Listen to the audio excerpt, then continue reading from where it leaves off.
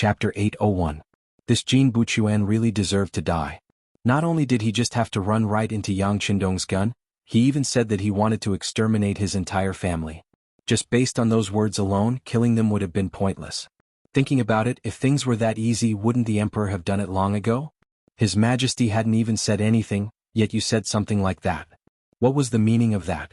Those who didn't know better would think that the emperor had ordered this. Wouldn't the world fall into chaos then? LV Gue and Ji Guang shook their heads. They knew that Jin Buchuan deserved to die. They didn't say anything else. They just waited for Jining to appear. At that moment, Jining was on his way from the imperial palace to the immortal abode. Sitting in the palanquin, he had a displeased expression on his face. When he thought about Zhu Qiu's reaction when he reported the matter to the emperor, he felt even more unconfident. Jining reported everything to Zhu Qiu. Zhu Qiu's face was burning with anger. Just as Jining was wondering if the emperor was going to be ruthless, who would have thought that the emperor would suddenly change his mind? Since the Duke of Zhongdan wants to see an important person, then you should go. With your status, you should be able to speak with him. As for how you want to talk, you can make the decision. In any case, we can't lose the prestige of our Ming. Face is a must. He was waiting for Jining to take full control of the situation. Zhu Qiu had seen the danger in this matter and decided to stay out of it. Things went well, that was something he should do. After all, this matter had arisen because of his adopted son. If things didn't go well, then sorry, he would very likely be pushed out as a scapegoat. Jining firmly believed in this point. Not only were there many ministers who disliked his position, but there were also many people who were eyeing him in the same group of eunuchs. It could be said that one wrong step could lead to a bottomless abyss. Knowing that he still had to clean up his own mess, Jining walked out of the inner palace with a submissive expression. Then, he hurried in the direction of the immortal abode. Finally, just as Yang Qindong seemed to be getting impatient, he arrived. LV Gue and Ji Guang, who were waiting for him on the other side, breathed a sigh of relief and hurriedly told him all the information they had just found out. Initially, Jining was prepared to enter the private room to meet Yang Qindong. However, when she heard the report from her two subordinates, she stopped. When she heard more and more information, her expression turned ugly. He hadn't expected that this normally quick-witted adopted son of his would be so stupid. His investigation of the Mongolian spies actually led him to the immortal abode, and coincidentally ended up in Yang Qindong's room. What was even more unexpected was that he actually said that he wanted to exterminate the 9 generations of the other party's family. Did he not know what kind of situation it was right now? Hu Zhangning had already been captured and thrown into the imperial prison. This was a crucial moment in the struggle. Any signal released by his every move would be infinitely amplified. If he did not do it well, it might even cause the earth to shake. However, even a smart person would remain silent at this moment. Jining, on the other hand, had taken the initiative to come here and shout about killing. Those in the know would be able to tell that this was a coincidence, but those who didn't would think that all of this had been taught to them by their adopted father. It was no wonder that Yang Qindong had killed him on the spot. This was a matter of protecting one's dignity.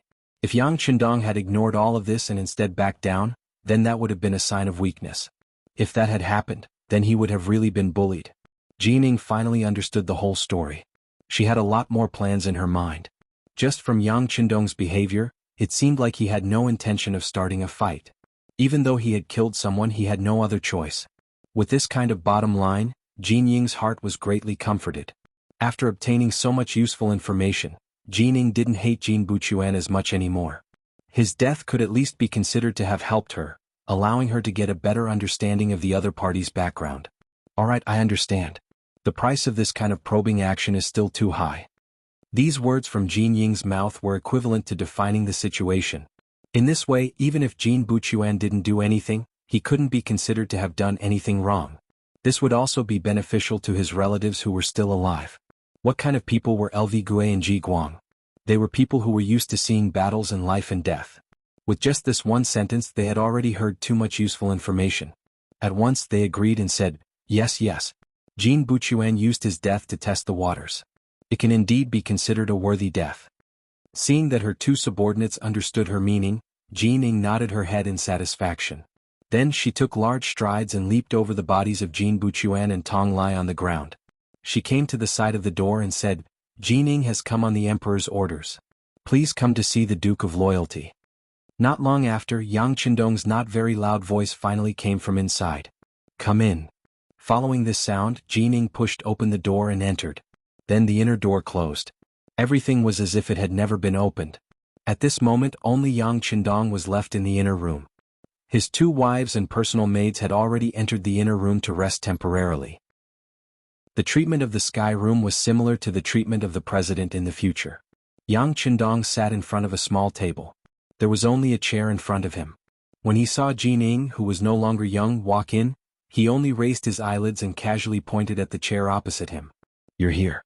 Please take a seat." The king would not meet the king. This saying had been around for a long time. If they had to meet, it would have to be a time when life and death would be determined. Therefore Yang Qindong could understand Zhu Qiu. Jin Ying's appearance was something to be expected. Moreover, it seemed that only this person could make decisions on important matters.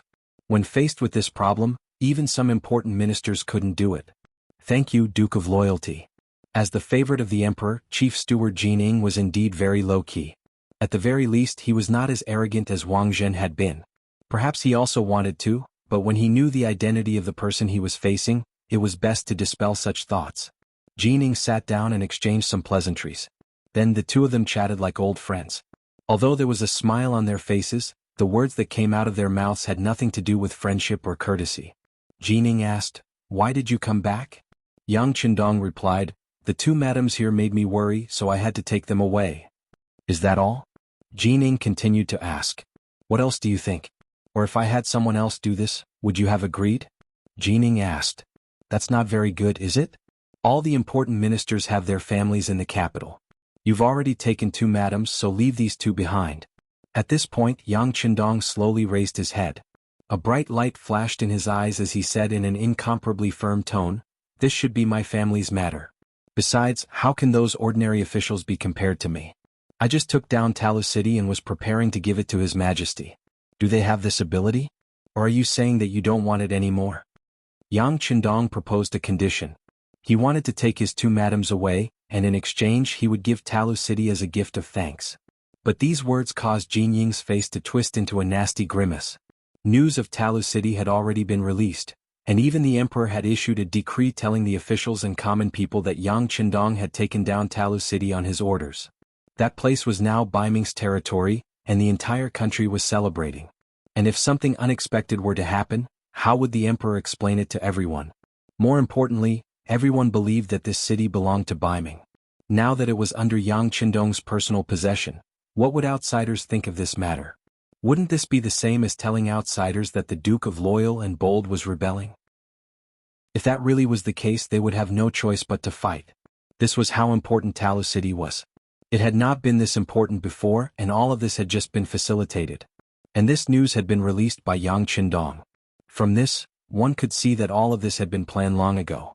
And from this, one could see just how determined he was to take his madams away. It was impossible to change his mind. Jining quickly saw through all of this, but even so he still wanted to test the waters. After all, once the madams were no longer in Ming's capital, there would be nothing left to restrain Yang Qindong. This was extremely disadvantageous to them. Thus, he softly asked, "Then what if His Majesty doesn't agree?" "Aha." In return Yang Qindong laughed coldly. However, it was this kind of laughter that made Jining feel increasingly uncomfortable in her heart every time it rang out. Fortunately, not long after, Yang Qindong said, "This is truly strange. I want to take my madams away, so this should be a family matter. Do you want to interfere?" Of course, if you answer, "Yes," then given my stubborn personality, I really do want to try. As he spoke, Yang Qindong raised his eyes to look at Jining. Then, his fingers suddenly fell on the wooden table between the 2 of them and he began to tap rhythmically. Dang dang dang. The frequency of his tapping was very slow, but with each tap, Jin Ying's expression turned even more unsightly. At that moment Yang Qindong seemed unfathomable in front of him. Every finger seemed to serve as a warning. It made Jining feel as if he had been born on the battlefield, as if he had been born in a battle between the Thousand-Blade Army and the Horse Army.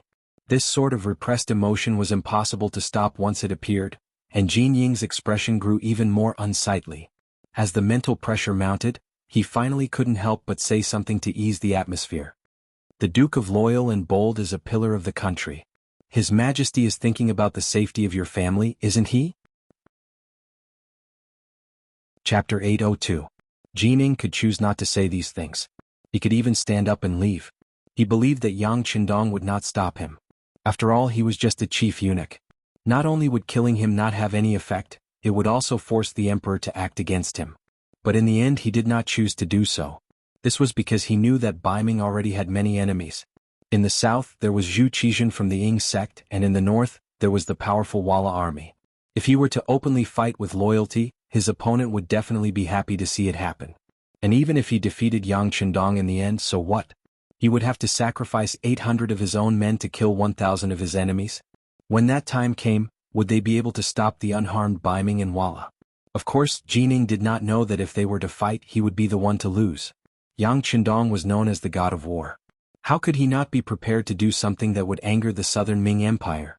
Putting aside the fact that there was already a regiment led by Xiao Feng in the capital to provide support at any time, with their strong military quality and excellent weapons and equipment, they would be able to hold out for a period of time. If something were to happen here, a telegram would be sent to Tiger's Mane in the first city, and tens of thousands of elite cavalry would descend from Tulu City. They would first attack the Shen Mansion and then take Jianghu Pass. At that time, it would not be difficult for them to carry out a coup d'état. This was where Yang Qindong's confidence came from. So-called negotiations might require a certain amount of psychological tactics, but in the end, it still depended on who was stronger. If one did not have enough strength, even if one had a glib tongue, what could they do? They would only be able to delay for a period of time. Yang Qindong was gambling. He was gambling that Zhu Qiu was a smart person and would not think of starting a war with him first. Just like himself, he didn't want to make an enemy out of Bai Ming. After all, with the first city, it meant that he had formed a certain amount of power in the Mongolian territory. Once he went to war with Bai Ming and faced an army of millions, even if he won, it would be a Pyrrhic victory. He might even be attacked by the grassland tribes and even the southern Ming Empire. If that happened, everything that he had done in the grassland for the past year might go up in smoke. As someone whose dream was to lead the Han people to the top of the world, one could imagine how precious time was. Furthermore, without sufficient military strength and manpower, even if Bai Ming were to surrender, he would not be able to replan this place. Since that was the case, it was better to put it aside for now. Rather than forcing himself to eat a piece of fatty meat that was much bigger than himself and causing indigestion, it was better not to eat it and continue to recuperate. Bai Ming's existence could also help him share some of the firepower from southern Ming and Walla.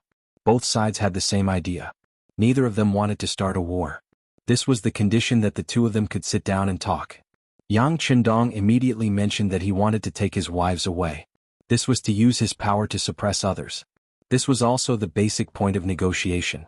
If they didn't even have this consensus, there was naturally no need for other people to negotiate. Fortunately, Jining had met Zhu Qiu before coming and guessed what Yang Qindong would say and even what kind of request he would make. The two wives' departure was also within their expectations. In ancient times, the status of women was very low. Even if they left the two wives behind, could they guarantee that they would not join Bai Ming in a fight when Yang Qindong was powerful? In ancient times, when there were wars, not to mention concubines, even when one's own son was in the hands of the other party, both sides would suddenly start fighting. Was there a lack of such things?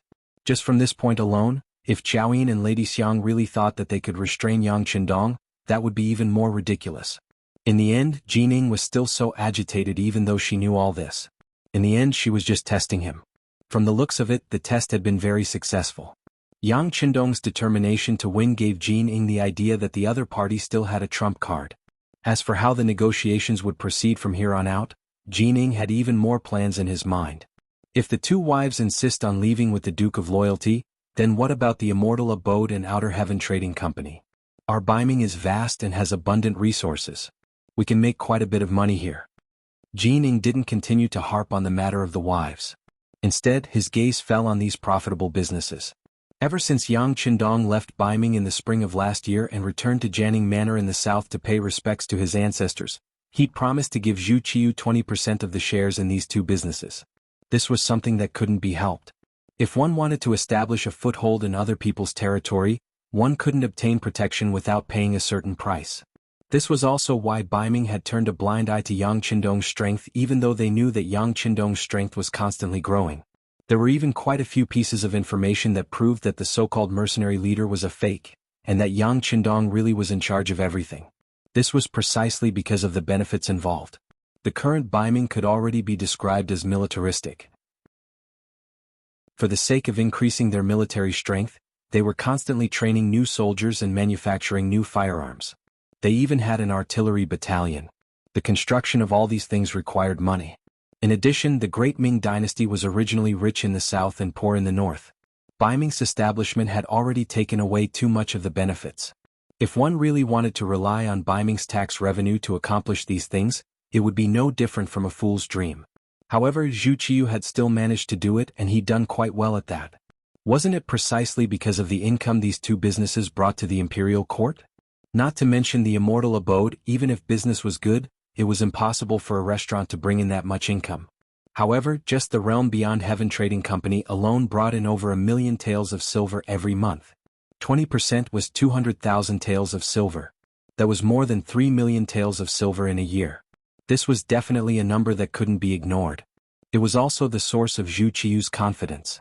The two wives could leave, but the businesses definitely couldn't be let go. Otherwise, if they really started to fight, it would be disastrous. Under Jin Ying's nervous expression, Yang Qindong lightly nodded and said, "The businesses won't be touched.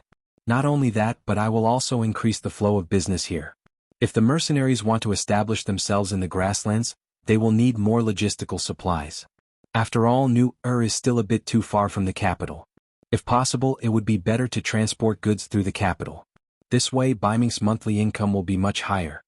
Transporting military supplies from Ming to the front lines was a good way to quickly strengthen the mercenaries in the beginning city.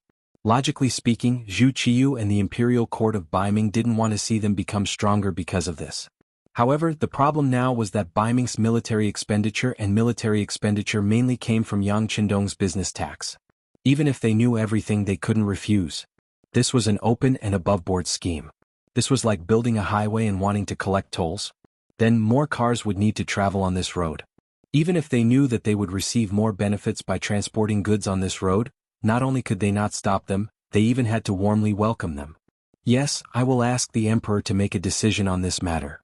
Although Jining knew that Zhu Qiu would definitely agree, she still said this prudently. "Don't worry, the emperor will agree. I have already thought about it.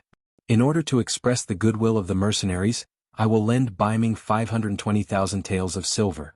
You don't have to pay back a single cent for the first 5 years. Starting from the 6th year, you just have to pay it back in 5 years." Yang Qindong's face was full of confidence as he threw out another big bomb.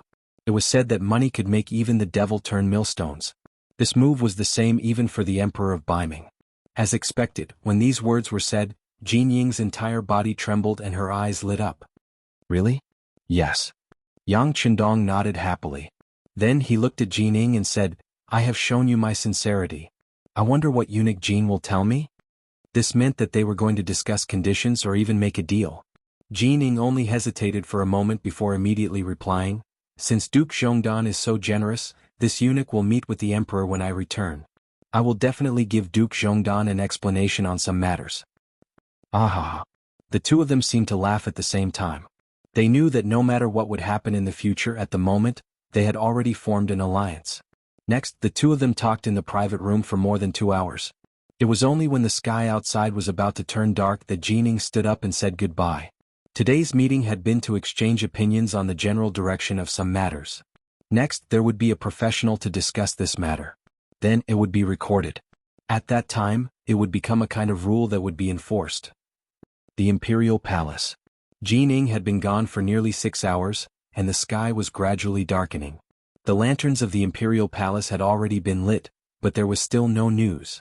As the emperor, Zhu Qiu paced back and forth in the main hall, an anxious look on his face. His so-called composure had already vanished. Just what is this eunuch Jin trying to do? He couldn't have done anything to Jining, right? Does he really dare to start a war with us in our capital?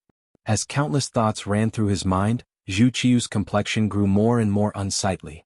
The eunuchs serving him all stood far away, afraid that someone would say the wrong thing and incur the emperor's displeasure. Fortunately, there was finally some movement outside the hall. A eunuch hastily rushed into the hall and prostrated himself on the ground. Your Majesty, eunuch Jin has returned. Quickly bring him to see us." Upon hearing that Jining had returned, Zhu Qiu's expression relaxed. Although he didn't know why he had been gone for so long, there was one thing that he didn't need to worry about. There was no need for him to clash with Yang Qindong in the short term. In contrast to Zhu Qiu's worry and anxiety, Yang Qindong was natural and unrestrained, steadily walking out of the immortal abode. He then sat down in a large carriage that could defend against arrows and spears, and under the protection of the first Black Cavalry, he made his way to the Hu estate. Chapter 803. Since he was going to his father-in-law's residence, he obviously couldn't bring his other wives with him. Xiaoyin and Lady Xiang were both arranged to stay in the immortal abode. Every night, there would be a variety of performances, allowing the two women to enjoy themselves. As for himself, there were still many things he needed to do. Although there had been a murder case in the immortal abode, countless people had seen how courteous Jining was when she left with the embroidered uniform guards.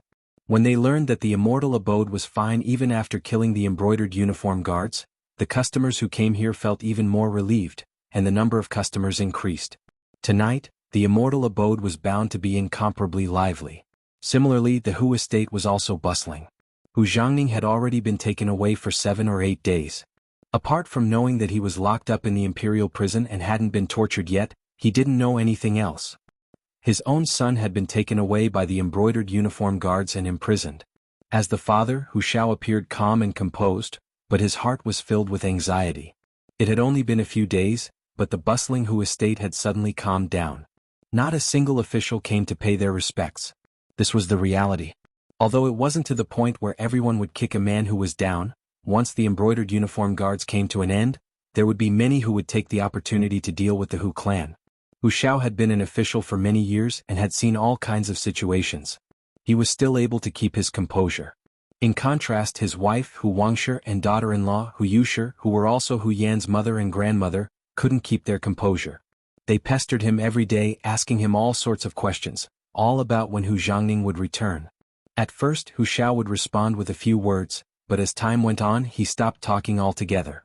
Instead, he instructed the housekeeper to keep an eye on his 2 wives, telling them to stay in their rooms and not to leave unless absolutely necessary. Although it was quiet now, this was only temporary. As long as Hu Zhangning wasn't released, the matter wasn't over yet.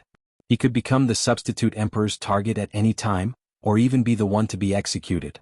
Hu Xiao had also thought of counterattacking, but when the embroidered uniform guards appeared and attacked only the Hu clan, everyone else showed an attitude of self-preservation.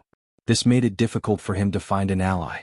It would be difficult to rely on himself to accomplish anything. This matter also allowed Hu Xiao to see more people's true colors. Although he had been in the government for decades, he had seen many such things. But when it was his turn, he still felt a chill in his heart. However, at that moment, he received news that the Duke of Loyalty had returned to Yang village. In the past, when Yang Qindong returned, Hu Ming would only worry that his grandson-in-law was in danger. But now all he had was hope. After all, he had already returned and could not be chased away. Perhaps his appearance could save his son. In Hu Zhao's expectation, Yang Qindong made his move on the 2nd day after his return. One of the embroidered uniform guards had actually died in the immortal abode. The one who died was the adopted son of the head eunuch, Jining, a Baihu. Coincidentally, that Baihu was the one who had taken Hu Zhangning away from the Hu estate a few days ago. After everything that had happened, Hu Chang couldn't help but feel hopeful. He had a feeling that this time Yang Qindong was building momentum for the Hu clan, and also looking for interest for the Hu clan. Didn't he have the ability to take away his father-in-law? Then he would do something even more ruthless. He would kill him directly in front of so many people. This method was a little extreme, but it was undeniably effective. With this experience, if anyone wanted to harm the Hu clan in the future, they would have to consider Yang Qindong's reaction. They would also have to touch their own necks to see if they were still there. Reporting. When the lanterns were lit and Hu Xiao was about to eat dinner, the steward suddenly reported that the Duke of Loyalty had come to pay a visit. The Duke of Loyalty? A hint of surprise flashed across Hu Zhao's face. Although he knew that after Yang Qindong returned to the capital as his grandson-in-law, he would have to pay a visit to the Hu estate, he hadn't expected it to be so soon. He waved his hand and said, "Please?" There was no time to think too much. Hu Xiao got up and looked outside the door. Soon, Yang Qindong's tall figure appeared in his line of sight, and a group of black-armored soldiers appeared with him. Because of the iron armor covering their faces, no one could see their faces clearly, but the powerful murderous aura emanating from their bodies could be felt from far away. This was definitely a group of veterans who had experienced hundreds of battles and killed countless people. Otherwise they would never exude such a powerful murderous aura. When they could see Hu Shao from afar, Yang Qindong had bade Percy and the others stop. All of you wait here. This was the Hu estate, the residence of the first Madam, Hu Yen. Of course he wouldn't let his subordinates scare the people here. After giving the order, he hurriedly took a few steps forward with a smile on his face and went straight to Hu Shao, who was standing there. Haha, this old man welcomes the Duke of Loyalty. Seeing that Yang Qindong was so sensible and hurried over to him, Hu Shao revealed a long-lost smile on his face. From this point alone, it could be seen that the other party's attitude towards him was still very respectful. At least, it didn't change because of the change in his status. Grandfather, you mustn't say that. It's really too much for Qindong. Since he had married Hu Yen, it meant that he had acknowledged everything about her. Now that he saw the first madam's grandfather, he naturally had to greet him as a junior. Haha, let's go inside and talk. When Hu Shao heard how Yang Qindong addressed him, his face was filled with joy. He immediately stretched out his hand and pulled Yang Qindong's arm, laughing as they walked into the inner hall. Since Yang Qindong dared to appear in the Hu estate at this time, he must have known what had happened outside, and some of the troubles had even been resolved. This was Hu Zhao's confidence in Yang Qindong. If he hadn't done this, his grandson-in-law would never have rashly visited the Hu estate. Otherwise it wouldn't be a visit but a shift in the blame. When all the servants had left, leaving only Yang Qindong and Hu Shao in the inner hall, the old man asked, I heard that an embroidered uniform guard caused trouble in the immortal abode today, and they were even killed? Seeing Hu Zhao's questioning gaze, Yang Qindong nodded. There was indeed such a matter. In the end, eunuch Jining also came. The facts also proved that it was all a misunderstanding. With a smile, Yang Qindong recounted everything that had happened that afternoon to Hu Shao. Yang Qindong still respected Hu Shao from the bottom of his heart. This wasn't just because he was Hu Yan's grandfather. It was also because he was one of the leaders of the landowning clans, and because he was a true master of literature. Regardless of whether it was in his previous life or this one, Yang Qindong had always respected scholars. Wasn't the progress of society the result of these scholars' continuous efforts? In addition, Hu Shao had been an official for so many years. He could be said to have lived in the same era as Yang Qindong's late father, Yang Rong. When it came to political wisdom, ordinary people couldn't compare to him. Perhaps he might be able to reap some benefits if he reported this matter to him. Hu Bazwa listened quietly, his expression changing from time to time. When he heard that Yang Qindong wanted to lend 5 million taels of silver to the southern Ming dynasty, as well as that he would use this place as a transit point to transport military supplies to the mercenaries in the grasslands, he was first surprised, then slowly nodded. This move seemed like an act of borrowing, but it was actually a declaration of sovereignty. He wanted to tell the Ming dynasty that the mercenaries had already established themselves in the grasslands. Once the Ming dynasty agreed to this request, it would be equivalent to them acknowledging the mercenaries' actions in the grasslands. Although it wasn't completely legal, it was at least reasonable. Both sides didn't say it clearly, but once the matter was approved, the corresponding results would naturally come out. From this point alone, Yang Qindong's 5 million taels of silver was well spent. At the very least, it showed that Yang Qindong's awareness of the overall situation was very strong. How big is this mercenary army now? After listening to Yang Qindong's explanation, Hu Shao thought about it again and finally asked this question. In fact, it wasn't just him. Even the Ming dynasty, the emperor of the southern Ming dynasty, and the ministers were very concerned about this matter. It was just that the mercenary secrecy was too good, so outsiders had no way of knowing. However, there was a saying that everyone agreed on. That was, the mercenaries must have a huge base on the sea. Otherwise, how could these endless mercenaries be explained? How could they explain the firearms and excellent weapons in their hands? After asking this question, Hu Shao stared at Yang Qindong. Facing such a gaze, Yang Qindong only chuckled and then answered, If this question was asked by someone else, I naturally wouldn't answer. But if grandfather asked this question, I will directly answer it. Your seat is stable. This old man's seat is stable. Hu Shao actually cooperated and said this sentence. Ah. Yang Qindong, who was laughing loudly, only said one sentence under Hu Zhao's serious expression. It's enough to destroy northern Ming. What? Even though Hu Shao was mentally prepared after hearing this answer, his body couldn't help but tremble. He thought that the mercenaries should be very strong. Otherwise, they wouldn't have sent troops to the grasslands after taking down the two small countries, Jiaoji and Lancang. But at that time, whether it was Jiaoji or Lancang, or even the two vast regions of the southern Ming dynasty, they were all considered barren lands. There really weren't any good resources there for people to fight over. For such an unimportant place, if they took it, they would fight. It didn't mean that they had to pay a huge price or have a lot of strength. But now that he heard Yang Qindong's answer, Hu Xiao knew that he was too careful and thought that the mercenaries were too weak. They actually had the strength to destroy the northern Ming dynasty. Didn't that mean that they were so powerful that no one dared to imagine it? Chapter 804. The shocked Hu Xiao did not think that Yang Qindong would joke about such a thing, especially in such a private setting. If he really was bragging, there was no benefit in doing so. Could it be that he, as a grandfather, would flatter him? Since he could not, the correct answer was to tell the truth. Hu Xiao's face was filled with shock. All of this was within Yang Qindong's expectations. With the strength of the mercenaries, if they only chose Bai Ming as their enemy, it would not be arrogant to say that they could take them down. It was just that due to various reasons and the conditions were not ripe, he would not do so. However, he still said such a thing to tell Hu Xiao one thing, which was the true strength of the mercenaries. With this kind of support, he would not have to be so careful in the future. Of course, Yang Qindong had another thought. He had been away for a long time and could not return to the palace to accompany his wife, Hu Yan. However, if he could move her family over, she would be very happy. Taking this opportunity, he said tentatively, "Grandfather, I won't hide it from you. The mercenaries have a base on the sea. It is very rich and the climate is pleasant. It is a good place to spend your old age. If grandfather agrees, I will immediately arrange for people to send your family there. In the future, you will not have to worry about any dangerous situations." As mentioned before, many people suspected that the mercenaries had a base on the sea. However, that was only a guess without any evidence. However, now that Yang Qindong had taken the initiative to admit it and even invited him, Hu Xiao was somewhat moved. This great Ming was not the same great Ming. Especially after the separation of the North and South, Hu Xiao only felt that his days were not as good as before. The original strategy of ruling the world through literature was changing to ruling the country through military might. Whether it was Bai Ming or Southern Ming, if they wanted to unify the country, they would inevitably have to fight a big battle. As such, the position of a civil official was not as important. At this time, if Hu Xiao chose to leave, it would be the best time. At least he would not have to worry about the pain of war. It was just that this kind of feeling was nothing more than a passing thought in his mind so that it would disappear. Although Hu Xiao was almost 70 years old, his body was still very strong.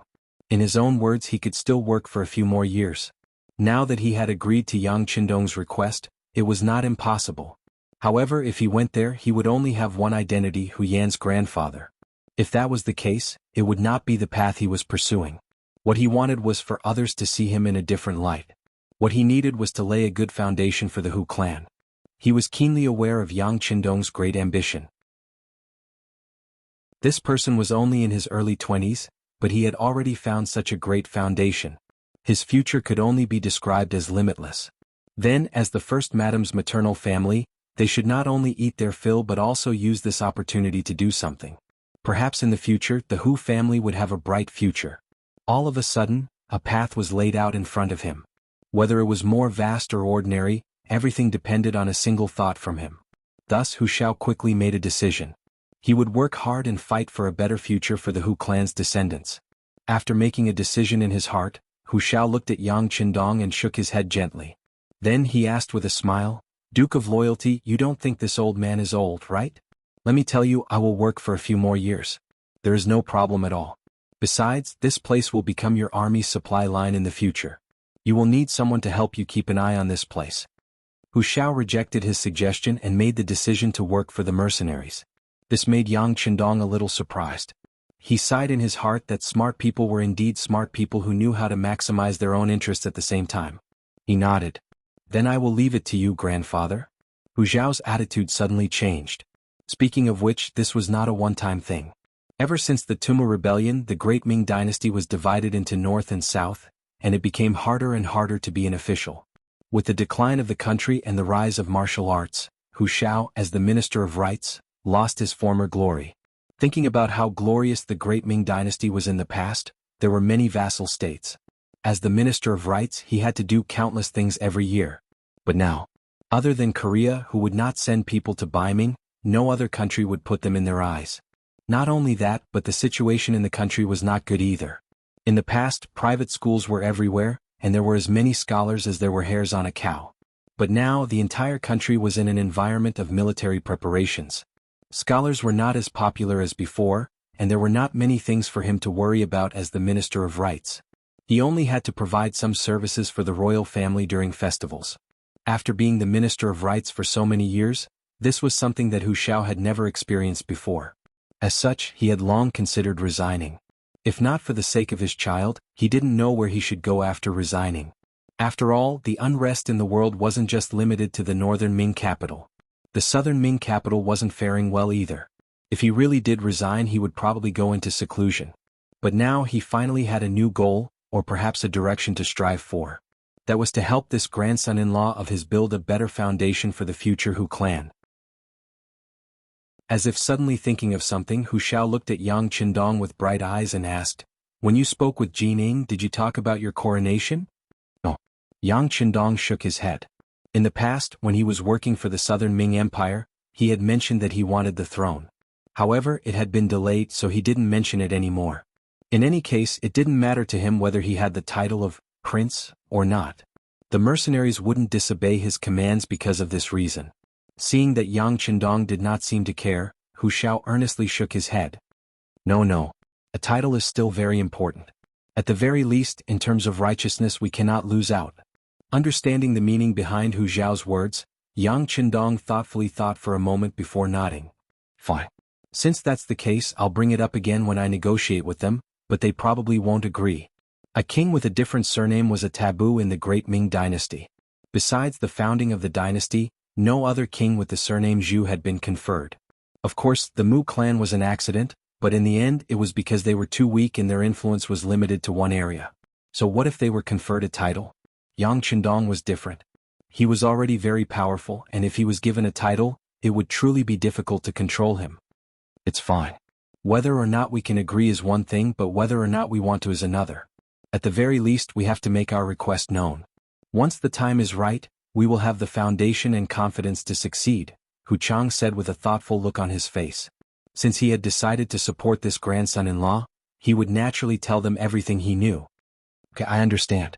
Yang Qindong also nodded very seriously. Hu Xiao was right. Whether the other party agreed or not and whether he made a request or not were two different things. The only thing he needed to fight for now was to lay the foundation for him to obtain the throne openly in the future.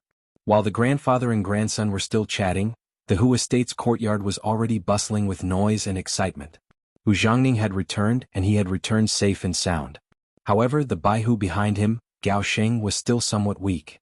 Compared to Hu Jiangning's status, Gao Sheng's Baihu was nothing. He had suffered a lot in the imperial prison, but he was still a man. He did not speak a word about the Hu clan, which allowed him to return with Hu Jiangning. When his mother, Hu Wangshi, and his wife, Hu Yushi, received the news, they were naturally filled with joy. Hu Xiao was much more reserved. Yang Qindong had just said that he had mentioned Hu Jiangning's matter during the negotiation with Jining. The other party had also agreed to release him quickly. Now, it seemed that their actions were quite nimble. Thinking about it, if they wanted to win Yang Qindong's financial support, if they were slow, it would only cause trouble for both sides. Hu Jiangning's return made the Hu clan very lively. At this time, Yang Qindong left the Hu estate and entered the large sedan. However, few people knew that as soon as he entered, Yang Qindong had already left the sedan on a deserted street. Under the cover of the night, he reported to Yang San, who was waiting at the corner of the street, and rushed straight to a heavily guarded military camp in the west of the city. Yang Qindong had gone in the middle of the night, and he had even concealed himself. Naturally, he was up to something big.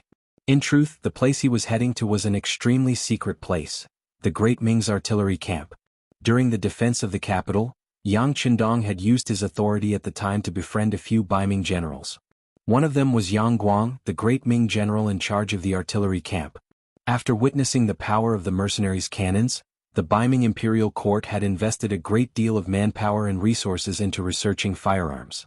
After 2 years of hard work, they had finally succeeded in developing a new type of cannon. As the general directly in charge of the artillery camp, Yang Guang had naturally informed Yang Qindong of this news through a spy in the security bureau. This was also one of the main reasons he had returned to the capital of Ming. Coming in the middle of the night and in the middle of the day, when he had just killed the embroidered uniform guard and caused a storm in the city, no one had expected him to go through so much trouble. What Yang Qindong wanted to do was to attack everywhere with this thought in mind. Others would think that he would not obediently return to the Yang clan manor and wait for news from the emperor, but he would not. Doing the opposite was the safest way. At the corner of the street, Yang San had already prepared a Ming soldier's uniform that suited Yang Qindong's figure. Then, Yang San accompanied Yang Qindong to the artillery camp. Chapter 805. Yang Guang, who had received the news early in the morning, was waiting outside the camp. When he saw Yang Qindong, he nodded without any change in his expression. Then, without even looking at Yang Qindong, he turned around and walked into the camp. Artillery General Yang Guang wanted to go back to the camp to check, so he only brought 2 bodyguards with him. Naturally, no one would be blind enough to come and check. Moreover, Yang Guang was very careful. When he knew that Yang Qindong was coming, he had already replaced the guards here with his own people. Naturally, no one would come to check. After entering the artillery camp, Yang Guang turned around and knelt in front of Yang Qindong. He lowered his head and said respectfully, "Yang Guang greets the 6th young master. Get up." Yang Qindong reached out and helped him up. Then he looked at Yang Guang seriously and smiled, "Not bad, your body is stronger than before. Very good. It's all thanks to the 6th young master." Yang Guang cupped his hands and said sincerely. This was not a perfunctory remark, nor was it a polite remark. Ever since he became the general of the artillery camp, he had received too much care from Yang Qindong. Not to mention the silver that the security bureau gave him every month, which was enough for him to live a better life, just with the care of the Minister of Justice Su Yozhen, his position in the army soared. He no longer had to be careful in everything he did and look at other people's faces like before. It could be said that without Yang Qindong's care, he would not be where he was today.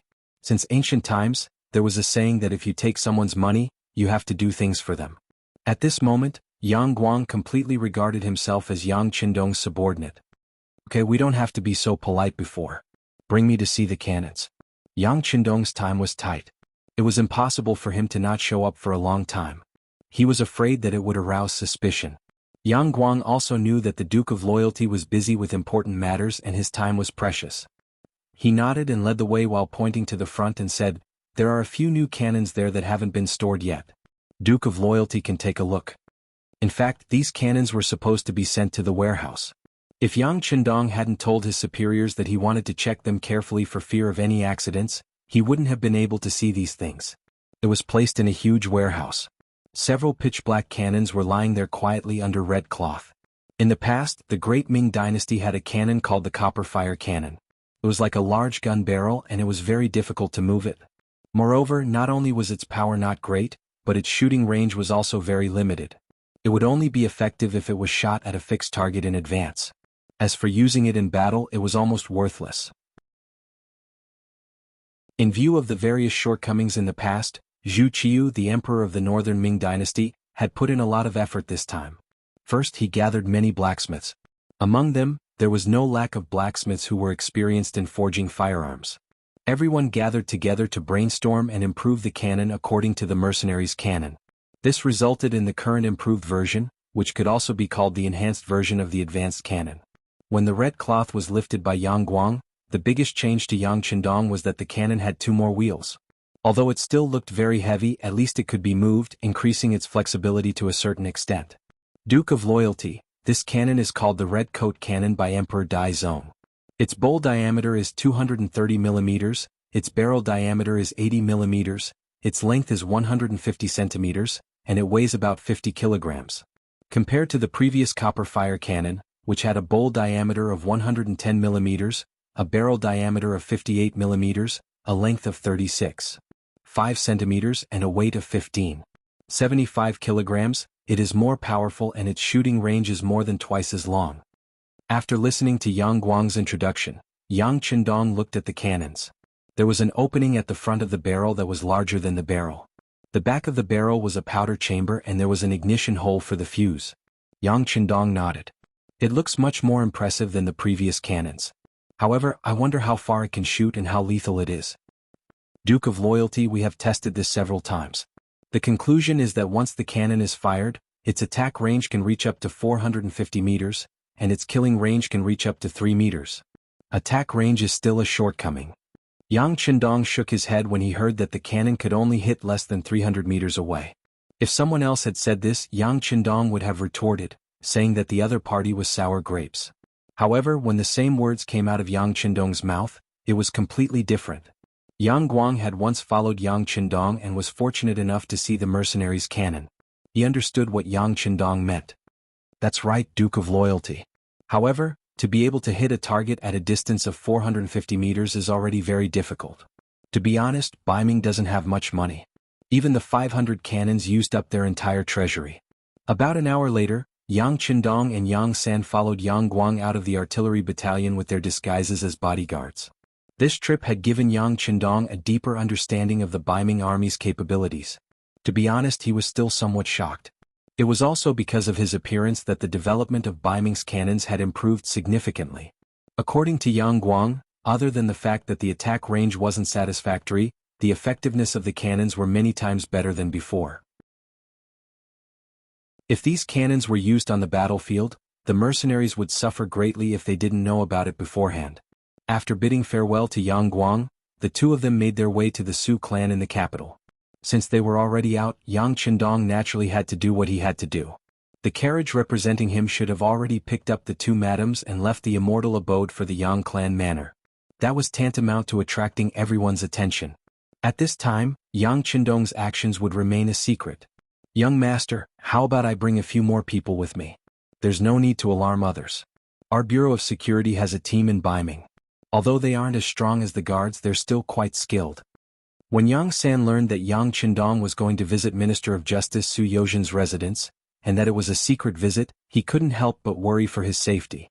It's fine. Yang Qindong smiled and refused his kind intentions. Since they were going in secret, the fewer people who knew about it, the better. As for whether or not there would be any danger with just the two of them in the Su clan manor, haha, even if Su Yozhen was given a few more guts, he still wouldn't have the guts. In the Su clan manor, it was already late at night, but as the master of the manor, Su Yozhen had no intention of going to sleep. Even though his new concubine had already sent people to urge him several times, he still remained indifferent. Through his own channels, Su Yozhen had already learned about what had happened in the immortal abode today. This was the main reason why he couldn't sleep peacefully. Speaking of which, Su Yozhen could be considered one of the first officials to pledge allegiance to Yang Qindong, and he'd also benefited the most. He'd been promoted from a mere 6th-rank official to the Minister of Justice, a 2nd-rank official. After Dai Zong removed the cabinet, the position of Minister of Justice was equivalent to that of a cabinet elder, and he was one of the highest-ranking officials. Logically speaking, after reaching his current position, there shouldn't be anything to be dissatisfied with. However, in reality, Su Yozhen's heart had always been in his throat. It had been a long time since he'd had a good night's sleep. The reason for all this was because Yang Qindong was too powerful. It had to be said that Su Yozhen's thirst for power and wealth was extremely great. In fact, he'd even resorted to some shady and unscrupulous methods to get to the top. However, all of this was for the sake of a better life. He'd never even considered rebelling. For example, when he'd first chosen to follow Yang Qindong, it was because he saw how generous this young master was and wanted to take advantage of him. He'd never imagined that not only was Yang Qindong generous, but his methods of handling matters, especially when it came to war, were so formidable that he'd become a threat to the existence of the great Ming dynasty. Su Yozhen had never thought that things would turn out this way. He just wanted to lean on a big tree to enjoy the shade. After all, if he wanted to be an official in the imperial court, he must learn to unite with others and stand in a group to attack another group. In layman's terms, it was a struggle between parties for authority. However, the big tree he was relying on was too powerful. It directly skipped this step and went straight to a new force. If it wasn't restrained, it wasn't impossible for it to become a new country one day. As a result, it was too dangerous for Su Yozhen to stand under this big tree. If he didn't want to be an official, he could resign and return to his hometown. However, if he relied on other forces and was found out, he'd definitely lose his head. Not only him, but even his family wouldn't be able to get any benefits. At that time, it was entirely possible for his entire family to be executed. With such a serious consequence pressing down on his head, he was afraid that no one would be able to sleep peacefully. Fortunately, Yang Qindong didn't appear in front of him often. As the saying goes, the mountain is high and the emperor is far away. What the eye doesn't see, the heart doesn't worry. When he didn't think about things, his mood would be better. However, now that Yang Qindong had returned to the capital of Ming, wouldn't their relationship be discovered at any time? For the sake of the overall situation, the Daizong Emperor wouldn't do anything to Yang Qindong, but that didn't mean that he couldn't deal with him. Duke of Loyalty, how could you be so bold? You even killed the embroidered uniform guards and caused such a big commotion. Aren't you forcing the Daizong Emperor to fall out with you? Imperial power can't be blasphemed. If that's the case, both sides will really fight. What should we do? Su Yozhen muttered to himself with an ashen expression.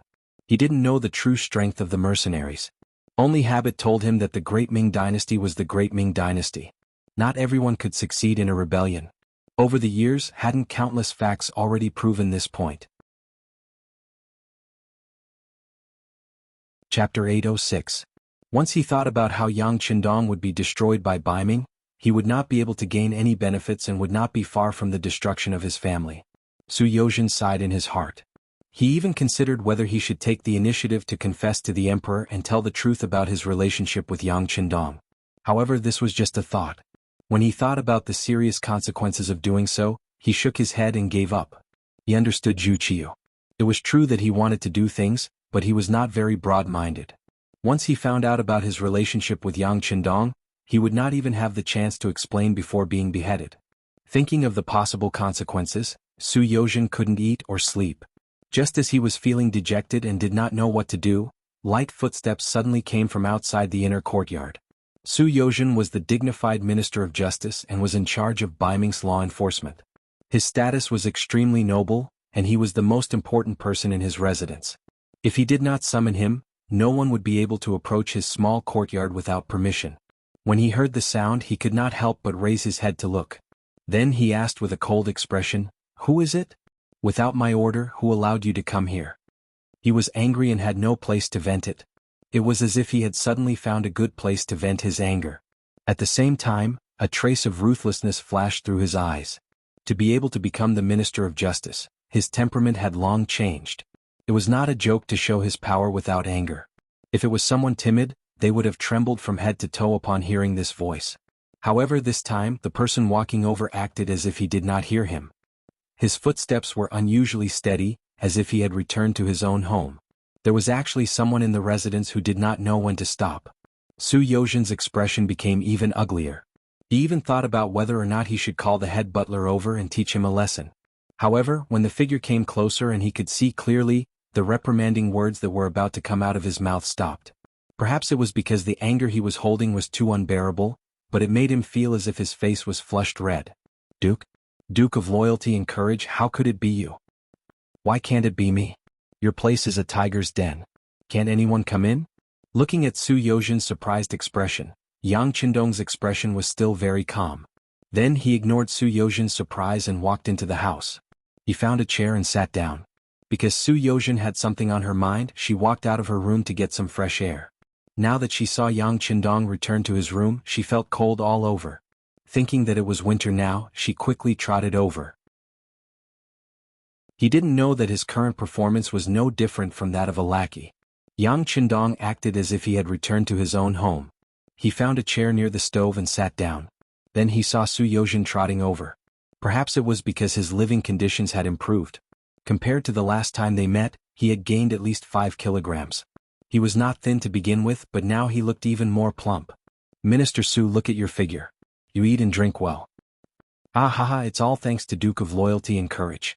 In this short period of time, Su Yozhen had stabilized her mind. When she spoke, she was much more energetic. Good, it's good that you know. Yang Qindong nodded and then smiled as if he was joking. I have been worried that Minister Su would be worried because you are too close to me in private. Now it seems that there is no need to enlighten you. It seemed to be a joke, but Su Yozhen was not stupid enough to take it as a joke. His thoughts were seen through. An awkward expression flashed across his face.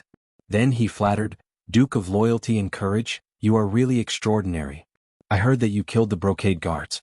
It was really good, really good. Jin Buchuan actually dared to have thoughts of harming the Duke of Loyalty and Courage.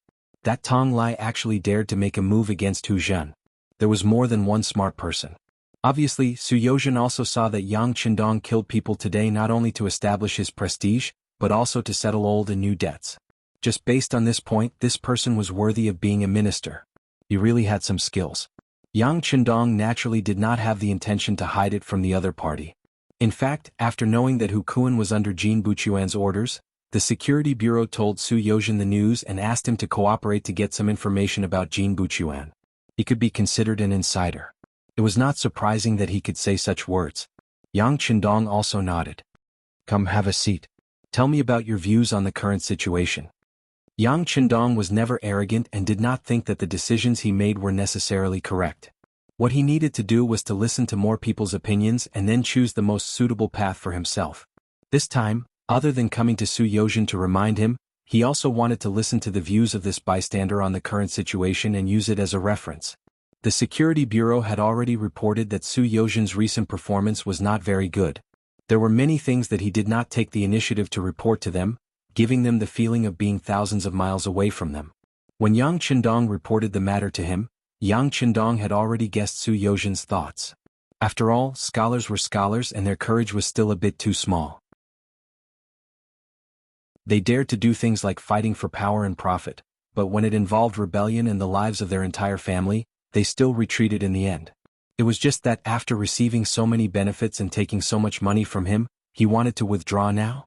How could there be such a cheap thing in the world? He was mainly here to remind the other party that there were some things that could not be turned back, such as political choices. Before getting down to business, Yang Qindong did not mind listening to his views on the current situation, so he sat down with a calm and composed look. Su Yozhen was a smart person, even very smart. Yang Qindong suddenly came to visit at night, and he did not even greet him. Why was that? Wasn't it a sign that he did not believe him? Thinking that the other party was able to quietly appear here, presumably, the servants in the residence must not have noticed. While he cursed them in his heart, he also became extremely careful. This was a person who could even kill the embroidered uniform guards if he wanted to, and he did it openly.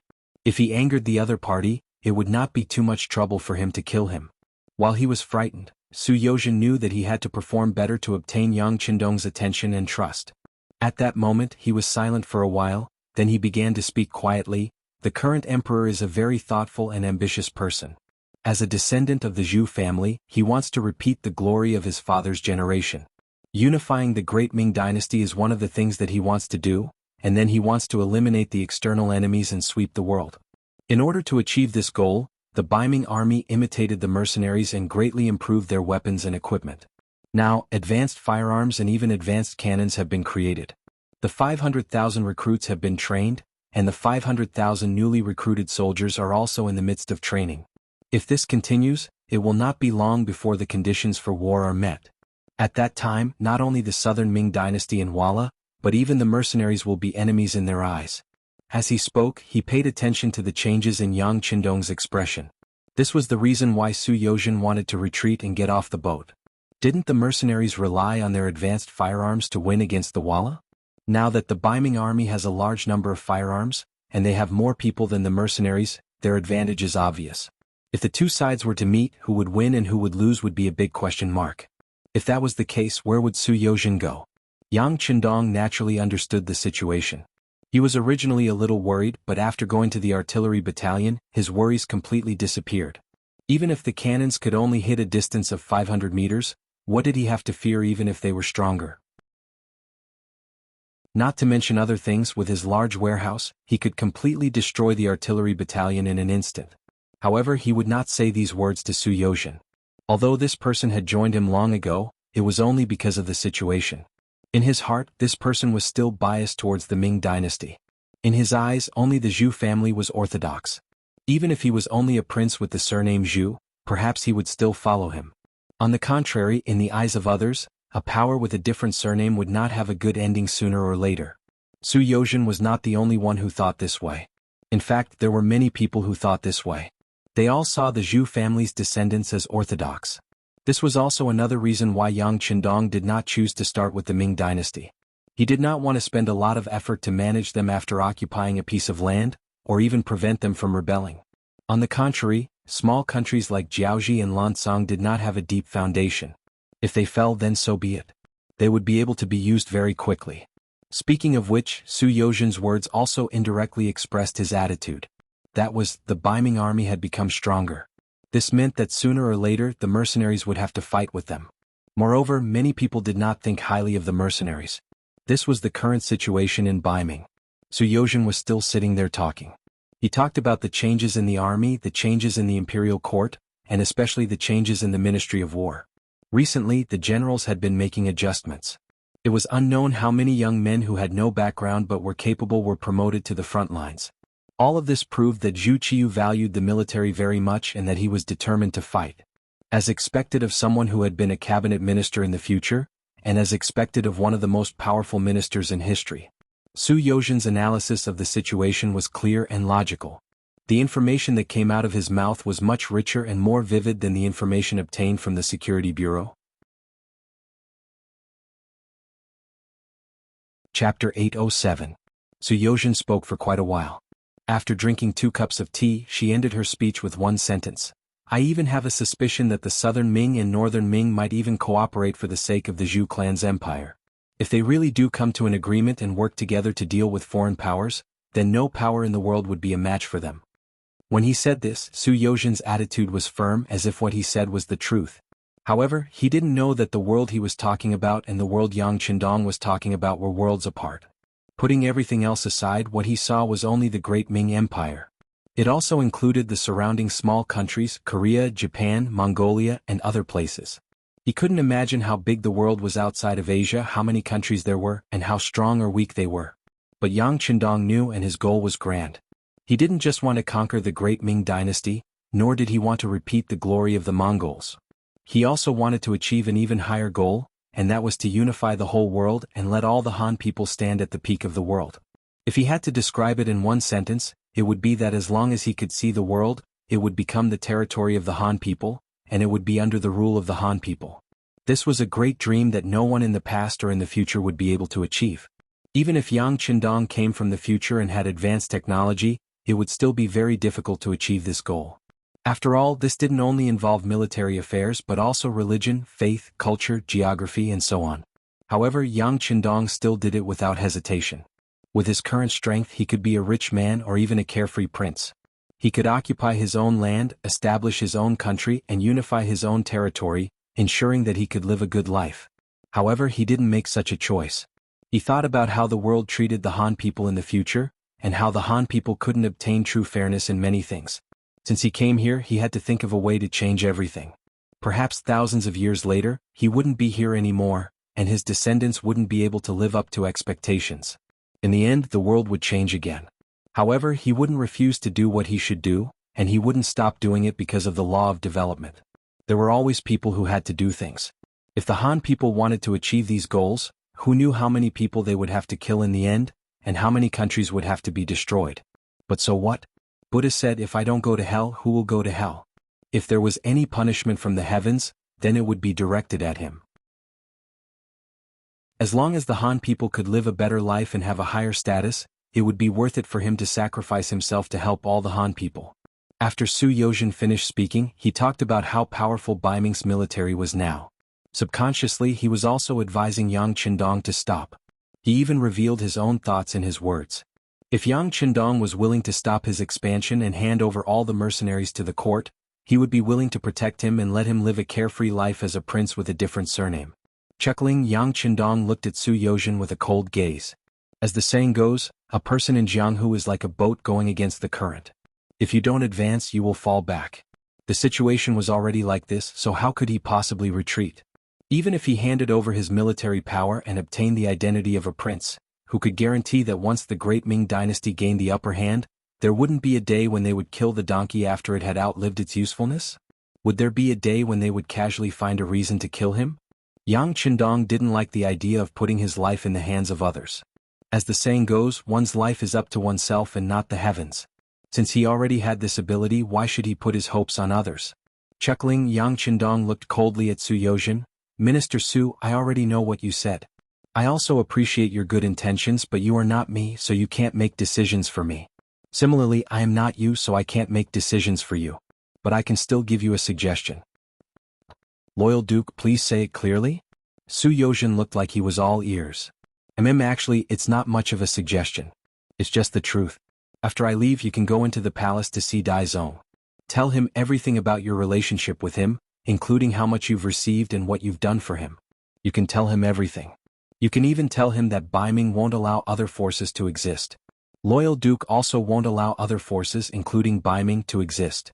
The best way to solve this problem is to take advantage of the fact that my army is outside and people are in Yangzhou village to immediately attack me. This is the best way to solve this problem once and for all. There was a smile on his face, but every time he said a sentence, Su Yozhen's body couldn't help but tremble. How was this a suggestion? It was clearly a threat. Su Yozhen had done a lot of research on Dai Zong. If you really had a problem with government affairs, he could forgive you. If you were just greedy and had a good performance, he would only remind you. He wouldn't really do anything to you. After all, the great Ming dynasty didn't kill imperial censors and didn't punish scholars. The ancestral law still had some effect. However, if you dared to live off one person and betray another, then it was absolutely intolerable. The previous Minister of Justice, Yu Shiyue, was someone that Dai Zong had personally favored and promoted.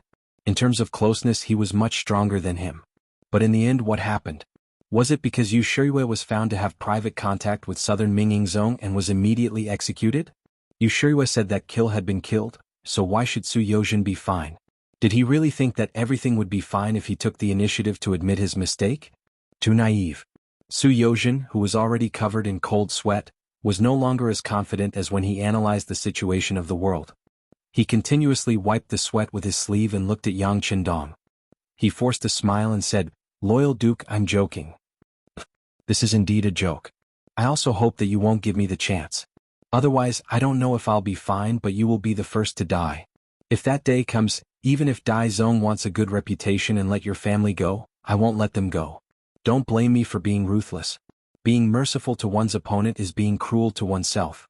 I will definitely not do such a stupid thing like letting a tiger return to the mountain. That's all I have to say. You should think carefully about what to do in the future and what to do." After saying this, Yang Qindong stood up. He didn't look at Su Yozhen and didn't listen to any of his explanations. He turned around and walked out of the room. At this moment, he needed to give Su Yozhen time to think carefully. In a hurry, even if the other party made a choice, it might not be sincere. Yang Qindong had already left. Su Yozhen felt his body go soft and leaned against the chair and collapsed into a ball. No matter how regretful he was now, and no matter how much he didn't think highly of Yang Qindong, he had no choice now. It wasn't an exaggeration to say that he had already boarded Yang Qindong's ship. Now, even if he wanted to get off, he had to. He seemed to have no other choice. It had been 7 or 8 days since Yang Qindong returned to the capital of Ming. Seeing that the new year was coming in 3 days, the atmosphere of the entire Yang family manor became lively. Ever since he entered the capital on the second day, Yang Qindong had been holed up in the manor and hadn't gone out. Firstly, he didn't want to add any pressure to the guards around him. Secondly, he didn't want to excessively provoke the Ming court. Jianghu had already sent someone to pass on the message. Dai Zong had agreed to most of the requests that they had discussed, but there were some specific details that still needed to be discussed. From today onwards, Jianghu would personally come to the Yang family manor to talk and make the final decision on some matters. Beta Persei, I'll leave this matter to you. In the morning, Yang Qindong practiced martial arts and ran 5 kilometers with the guards. When he returned to the courtyard, he said this to Beta Persei. "Me?" Beta Persei pointed at himself in disbelief. "Yes, you. I think it's good that you're dealing with Jianghu. Of course, I'll arrange 3 assistants for you. Yang San, Wang Si and Shibei will follow you. You just need to be in the formation and watch the 3 of them perform. When the discussion is over, you'll be in charge of the final decision." Yang Qindong said this very solemnly. He didn't seem to be joking at all. Yang Qindong didn't have a good impression of eunuchs. He was even more repulsed by this kind of debating with them. If it weren't for the fact that the time was far from ripe, he probably wouldn't have even bothered to talk and would have directly mobilized his troops to fight. Since he couldn't fight, he would leave the negotiation to his subordinates. There was also an advantage to leaving it to Beta Persei. If something fell through, he could step in at the end to remedy the situation. After Yang Qindong said this, Beta Persei knew that the matter had been decided and couldn't be changed. He nodded and said, "All right, Beta Persei will obey the young master's orders." "Ah, very good." He reached out and patted Beta Persei's shoulder. "All right, you go and discuss with Yang San and the others. I'll go to the academy to take a look at the young master." Yang Qindong didn't bring any guards. This was a sign of his confidence in the safety of the Yang clan. He strode to the outside of the academy. Along the way, many people would salute him from afar when they saw him, expressing the most sincere respect in their hearts. Chapter 808. In the past few days, Yang Qindong came to the academy most often, except for the bed of the two madams in the inner courtyard of the manor. In line with the political policy of putting people first and needing talents for development, he even gave a few lectures to the students of the academy. The contents of the lectures were not from the textbooks, but they were very practical and involved some profound issues such as local management and human rights, which attracted the reflection and discussion of the students of the academy. According to the second dean Wang Si, the discussion was very enthusiastic, and the results were obviously good. The new year was coming soon, and the negotiations were about to begin. Everything was developing in an orderly manner as expected. Yang Qindong was in a good mood, humming some tunes of the later generations as he came to the gate of the academy. Coincidentally, he bumped into Junko, who was dressed in Han Chinese clothing, but it still set off her slim figure. Junko was at the age of 18 or 19, which was the most beautiful time of her life. Suddenly she saw Yang Qindong here and the other party was alone. This scene and this sudden encounter made her stunned in place, and then quickly lowered her head. Yang Qindong was also a little surprised by this unexpected encounter. But since they met, it was not good to not say anything, so Yang Qindong tried to pretend to be normal and said, "It's Junko, how are you? How are your studies here? You should be used to life here." 2 years ago the two of them were still in contact with each other. At that time, the relationship between the two of them was much warmer than it was now. There was even a time when the two of them almost had a spark of love. But with the passage of time, her feelings for Yang Qindong slowly decreased. At this moment, Junko didn't know how to face Yang Qindong. She didn't even know what to say to him. Seeing Junko standing there for a long time without speaking, Yang Qindong's expression was slightly embarrassed, and then he said, "Oh, you still have things to do, then you can do it." After saying this, Yang Qindong was about to walk past Junko. But just as he took a step, Junko, who was lowering her head, suddenly said, "What? You don't want to see me?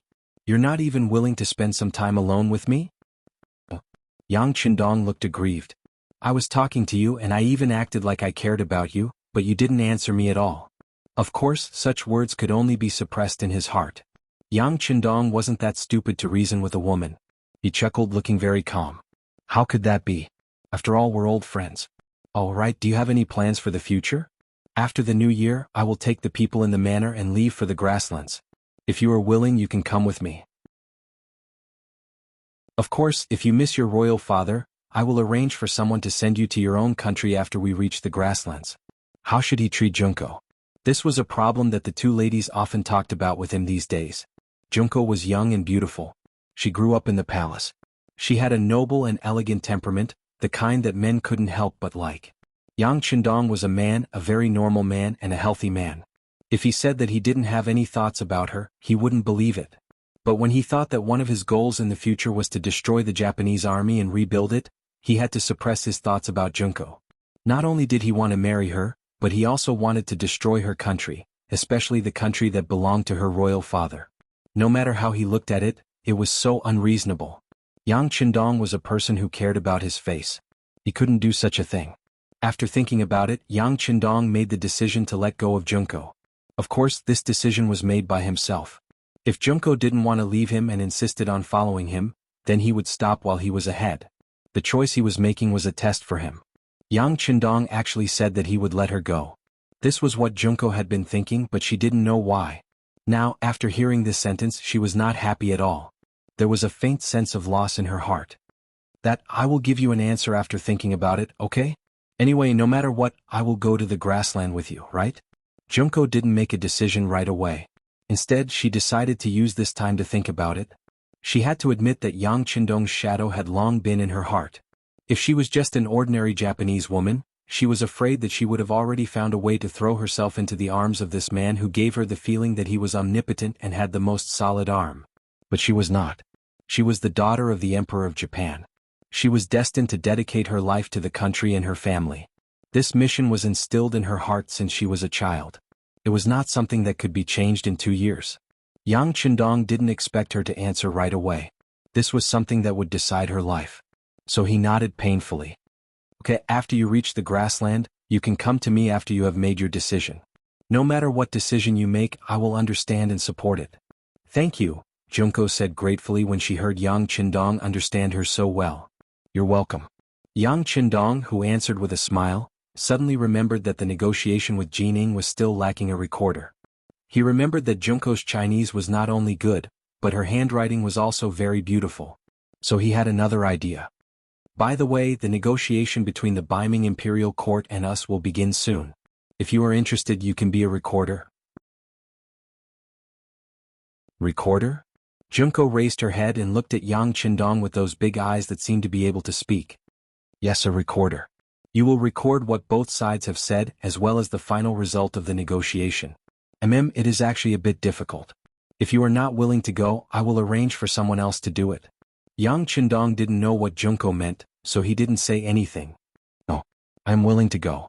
To Yang Qindong's surprise, Junko actually nodded excitedly. As the emperor's daughter, she seemed to be very interested in politics since she was young. Now that she was lucky enough to witness the negotiation between Beiming and the mercenaries, she naturally wouldn't reject such a good thing. Okay, then you should prepare well. Yang Qindong nodded. He also had his own plans in mind. He wanted Junko to understand more about the situation on his side. Perhaps after a comparison she would discover how weak the Japanese Empire was and directly throw herself into his arms. After this meeting, Jining quickly brought a group of people to the Yang village. A large house was specially arranged in the outer courtyard. The fire inside was very strong, and it became the place for both sides to negotiate. Beta Persei appeared as the main negotiator. Along with him were the chief of security Yang San, the second dean of the Yang Academy, Wang Si, Yang Qindong's personally appointed advisor, Shib, and the recorder, Princess Junko. Jining didn't show any displeasure towards Yang Qindong not personally participating in this negotiation. On the contrary, he was somewhat happy. After all, Yang Qindong gave him too much pressure. Anyone who faced such a strong opponent would bear a heavy psychological pressure. Under such a mentality, it was very difficult to negotiate a favorable outcome. Yang Er, on the other hand, was different. He would not give himself any pressure. This way, when they were talking, he would be able to express his own demands better, and even raise some excessive conditions. Both sides sat together with their own thoughts and began to negotiate some related matters. 15 li away in the capital of Beiming, in an extremely ordinary courtyard, several people were gathered to discuss a heaven-shaking matter. It wasn't an exaggeration to call it a major matter, because the ultimate goal of this matter was to kill the Duke of Loyalty, Yang Qindong. When Yang Qindong arrived in the capital of Beiming, the ones who were nervous were naturally the Beiming faction. First, they had to make a choice between attacking or not attacking, and once they chose to cooperate, no one would harbor any evil intentions toward the Duke of Loyalty. But just because Beiming didn't have such thoughts didn't mean that others didn't, like the Southern Ming Empire. The people in this room were assassins sent by the Southern Ming Empire. They had made the decision to assassinate Yang Qindong with the dual goal of striking down the mercenaries in Beiming. And once their goal was achieved, it was easy to imagine what kind of chaos it would cause. At that time, both sides would fight to the death, and no matter who won or lost, the Southern Ming Empire would be able to reap the benefits. When the Southern Ming Emperor Zhu Qizhen made this decision, he gave the task to his most trusted aide, Cao Jixiang. Then his nephew, Cao Exan, rushed all the way from Nanjing to Beijing and began to make various preparations for the assassination. In the room, the one sitting at the head was Cao Exan. He had arrived in the capital of Beiming last night, and he was naturally very familiar with this place where he had stayed for decades. He quickly contacted the Southern Ming Empire's embroidered uniform guards, and today's meeting was held. In order to prevent the news from being leaked, these embroidered uniform guards who took orders from the Southern Ming Empire didn't know what their mission was. They only knew that they were going to kill someone. Cao Exan's gaze was gloomy and cold. He first looked around at his subordinates before saying, "His Majesty Yingzong values this mission greatly. Once it's completed, I can guarantee that all of you will enjoy glory, splendor, and wealth in the future. You only need to complete this task and you can return to the Southern Ming Empire as meritorious subjects. And for the sake of Danning's goal, I need all of you to mobilize your most elite forces and wait for my orders. Do you understand?" Understood. Even though they didn't know who they were going to kill, they didn't need to think too much about the huge benefits. At this moment, they were blinded by the benefits of succeeding and had lost their rationality. Chapter 809. Cao Exan first arranged for his subordinates to gather elites, and then he disguised himself and made a trip to the Dong residence in the city. Although it was called a residence, it was just a slightly larger courtyard. The owner, Dong Bao, was the general of Beiming's Yongding Gate, but he was only a trifling 6th-rank military official. And this was only because Dai Zong had recently increased the treatment of generals. Otherwise, with his salary alone, it would have taken him countless years to buy a courtyard like this in the capital, where every inch of land was worth its weight in gold. The general of the Yongding Gate was just one of Dong Bao's official identities. He had another identity, a hidden chess piece that Dai Zong had left in Baiming's capital. It was only because of his low rank and the fact that there were no missions for him to do that he was able to hide himself very well. But even if he was a hidden chess piece, it would be impossible for him to live a peaceful life. With Chao Xian's arrival, his life was destined to undergo a major change. The 29th day of the 12th lunar month. The 3rd day of negotiations. Overall, the progress was pretty good. Perhaps both sides wanted to negotiate, but they were both wary of the other. Thus, many major issues had already been settled, but there were still some minor issues that required both sides to make some concessions. These matters were left to Beta Persei and the others. Yang Qindong only needed to listen to the reports after the negotiations and look at Junko's records. As a result, he was quite content, and he was able to spend more time with his 2 wives every day. However, life seemed to be filled with all kinds of accidents. Whenever a problem appeared, another problem would involuntarily pop up. It had only been a few days when the Yang Manor's housekeeper, Yang Neng, appeared outside the inner courtyard, saying that he wanted to see the 6th young master. Yang Neng was the eldest son of the Yang clan's steward, Yang Hai. Yang Hai had followed Yang Rong for many years, so there was no need to doubt his loyalty. Yang Neng had inherited his father's character, and after becoming the steward of the Yang clan manor, he had performed well and was now in charge of the immortal abode. Yang Qindong was somewhat taken aback by this sudden request, but in the end he still went to see him. Only then did he learn that the immortal abode had suffered from mass food poisoning. There were 4 tables full of 20 customers who had eaten something bad, and they refused to leave the immortal abode. Today was the 29th day of the new year. The closer it was to the end of the year, the better the business of the hotel became. Those who had money in their pockets would call their friends. When they gathered together, it was inevitable that they would eat and drink. The immortal abode, which had the best taste, the best environment, and the best way to show off one's status, became the place where everyone fought to be the first to gather. Compared to normal times, business in the immortal abode was exceptionally good before and after the new year. It wouldn't be an exaggeration to say that it was hard to find a place. Even the best locations had to be reserved a few days in advance. But in such a lively time, the sudden appearance of poisoning, one could imagine how big of a commotion it would cause. However, a mere poisoning incident wasn't enough for Yang Neng to rush back to the Yang family manor to see him. In such a large restaurant, once such a special incident occurred, they must have already taken measures to deal with it. Thus Yang Qindong looked at the nervous Yang Neng and asked, "Speak. Is there some important figure among the poisoned customers?" As soon as Yang Qindong said this, Yang Neng's eyes revealed a very surprised expression. 6th young master is indeed formidable. Indeed, one of the 20 poisoned customers is the current imperial censor of the right, Dong Chunhua. Because such a person is involved, we do not dare to act rashly. How could we possibly invite the 6th young master over? Yang Qindong chuckled, an expression that said, as expected. This Dong Chunhua could be considered an old acquaintance. He had once wanted to show off in front of Wang Chong and trample on Wang Chong's face, but in the end he had naturally suffered a loss. Among the current 2nd-rank officials, Yang Qindong and Yu Shiyue naturally didn't get along, so Yang Qindong had gotten rid of him. The remaining 2nd-rank official was Dong Chunhua, who had been the left deputy imperial censor at that time. Wang Chong didn't expect to meet them again, and the other party had even been promoted from deputy to official. But this time, it was obvious that the other party's luck wasn't good, and Wang Chong was in the wrong. I understand. Since that's the case, this young master will personally make a trip. Since it involved a 2nd-rank official, even if it was for the sake of face, it wouldn't be easy for an ordinary person to handle it. If Yang Qindong wasn't in the capital, it would be fine.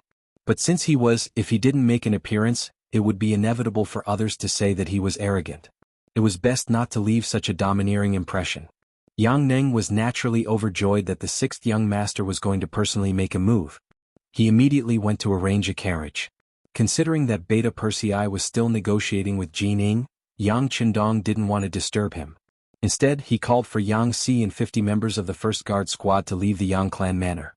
They were still negotiating with Baiming, and Yang Qindong didn't think that anyone would try to target him at this time. Besides, even if it was an ordinary threat, the first guard squad should be able to deal with it. In the immortal abode, the initial excitement had already died down. The incident had happened too suddenly. At the start, the 4 tables of customers were all pale and powerless, truly frightening the other customers. But when the immortal abode's resident physician came out and examined the dishes, it was determined that they had been poisoned with laxatives, not the quality of the food. This sort of thing really had happened in the past. Some people in the same industry saw that the immortal abode's business was doing so well, so they found people to poison the food in an attempt to ruin its reputation. It could be said that only people in the same industry had undisguised hatred. When this incident first happened, it caused quite a bit of chaos. But the immortal abode immediately took decisive measures. Not only did they find the best physicians to treat their customers, they also paid a considerable sum of money. When the customers didn't pursue the matter, the others naturally couldn't say anything. Not to mention, this sort of thing could happen in other restaurants as well. It wasn't strange anymore. It was just that the 4 tables of customers had some problems, and the immortal abode steward had immediately stepped out to show his sincerity. Today, all of the customers had a 20% discount on their meals. This quickly calmed everyone down and everything returned to normal. Only the 4 tables of customers still had unsightly expressions because of their stomachs. Normally, the steward would have already apologized and paid 200 taels of silver to each person, and the matter should have been resolved. Unfortunately, the imperial censor of the right, Dong Chunhua, was among the 20 people. He didn't accept the money, nor did he have any intention of leaving. As such, the others could only sit there and accompany him. Dong Chunhua's luck really wasn't too good. The officials below him insisted on treating him to a meal when it was the new year. He couldn't refuse them, so he came. He never would have thought that something like this would happen. He was a second-rank official, yet he had to fight over a toilet with a commoner because of his stomachs. If word got out, it was truly embarrassing. After taking the anti-diarrheal medicine prescribed by the physician, Dong Chunhua's condition improved a bit, and he began to think of a plan. He could be considered one of Dai Zong's trusted aides, and he'd been looking for faults with the Duke of Loyalty and Courage this entire time. Since this kind of thing had happened to him, if he didn't take advantage of it, wouldn't he be letting down all the suffering he'd suffered just now? As such, he had no intention of leaving. He sat there waiting for Yang Qindong to appear. Then he'd have a good talk with him. Even if he could only use this opportunity to make the other party admit defeat, that would still be a very impressive thing to do. Dong Chunhua didn't have to wait for too long. An extremely luxurious carriage arrived at the entrance of the immortal abode. Then, several dozen black-clad guards appeared on both sides. Just from this lineup, everyone knew that the Duke of Loyalty and Courage had arrived. It had to be said that Yang Qindong was very famous in Baiming's capital. He was different from the other dukes, marquises, and counts. These people only had status, but they didn't have any real power.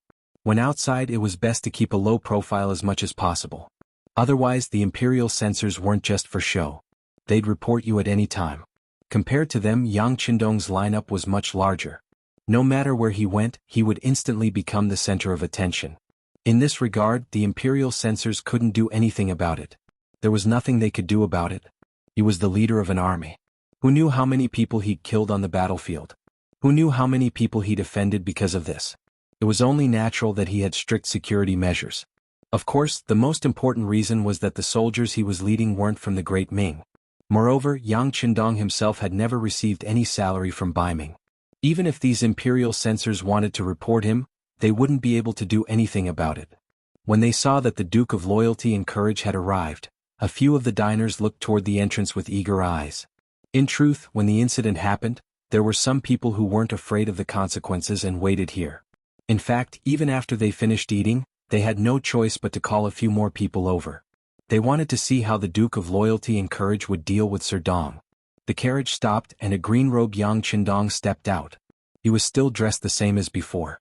If there was any change, it would be that he looked more mature. After getting out of the carriage, Yang Neng led him to a table on the left side of the first floor. In ancient times, the left side was the most respected. In the immortal abode, apart from the second and third floors, the left side of the first floor was the best location. Yang Qindong attracted everyone's attention as soon as he appeared. They wanted to see if the Duke of Loyalty and Courage would lower his head and admit his mistakes. Even if it was just a bow to Dong Chunhua, it would be a victory that he could be proud of for a long time. Dong Chunhua, who was originally sitting there calmly, didn't know why, but when he heard footsteps outside and saw the diners suddenly stop and look outside, he began to feel inexplicably nervous. When Yang Qindong's figure completely appeared in front of him, he suddenly stood up. If it weren't for the fact that his face was still pale and bloodless, it would be hard to believe that he had already lost half his life from vomiting and diarrhea.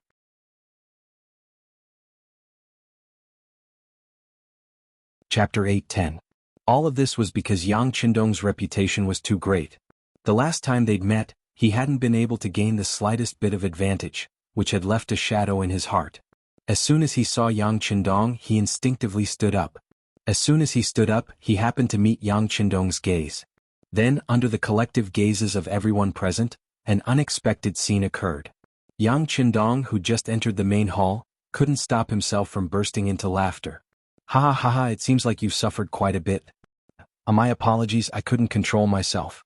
I was just expressing my feelings, that's all." Not only did Yang Qindong not have the slightest intention of apologizing, he even had a mocking look on his face. Instantly the other diners all fell silent. Then, when they came back to their senses, they also began to laugh loudly. This laughter caused Dong Chuanhua's face to turn red. He'd been waiting for the other party to teach him a lesson.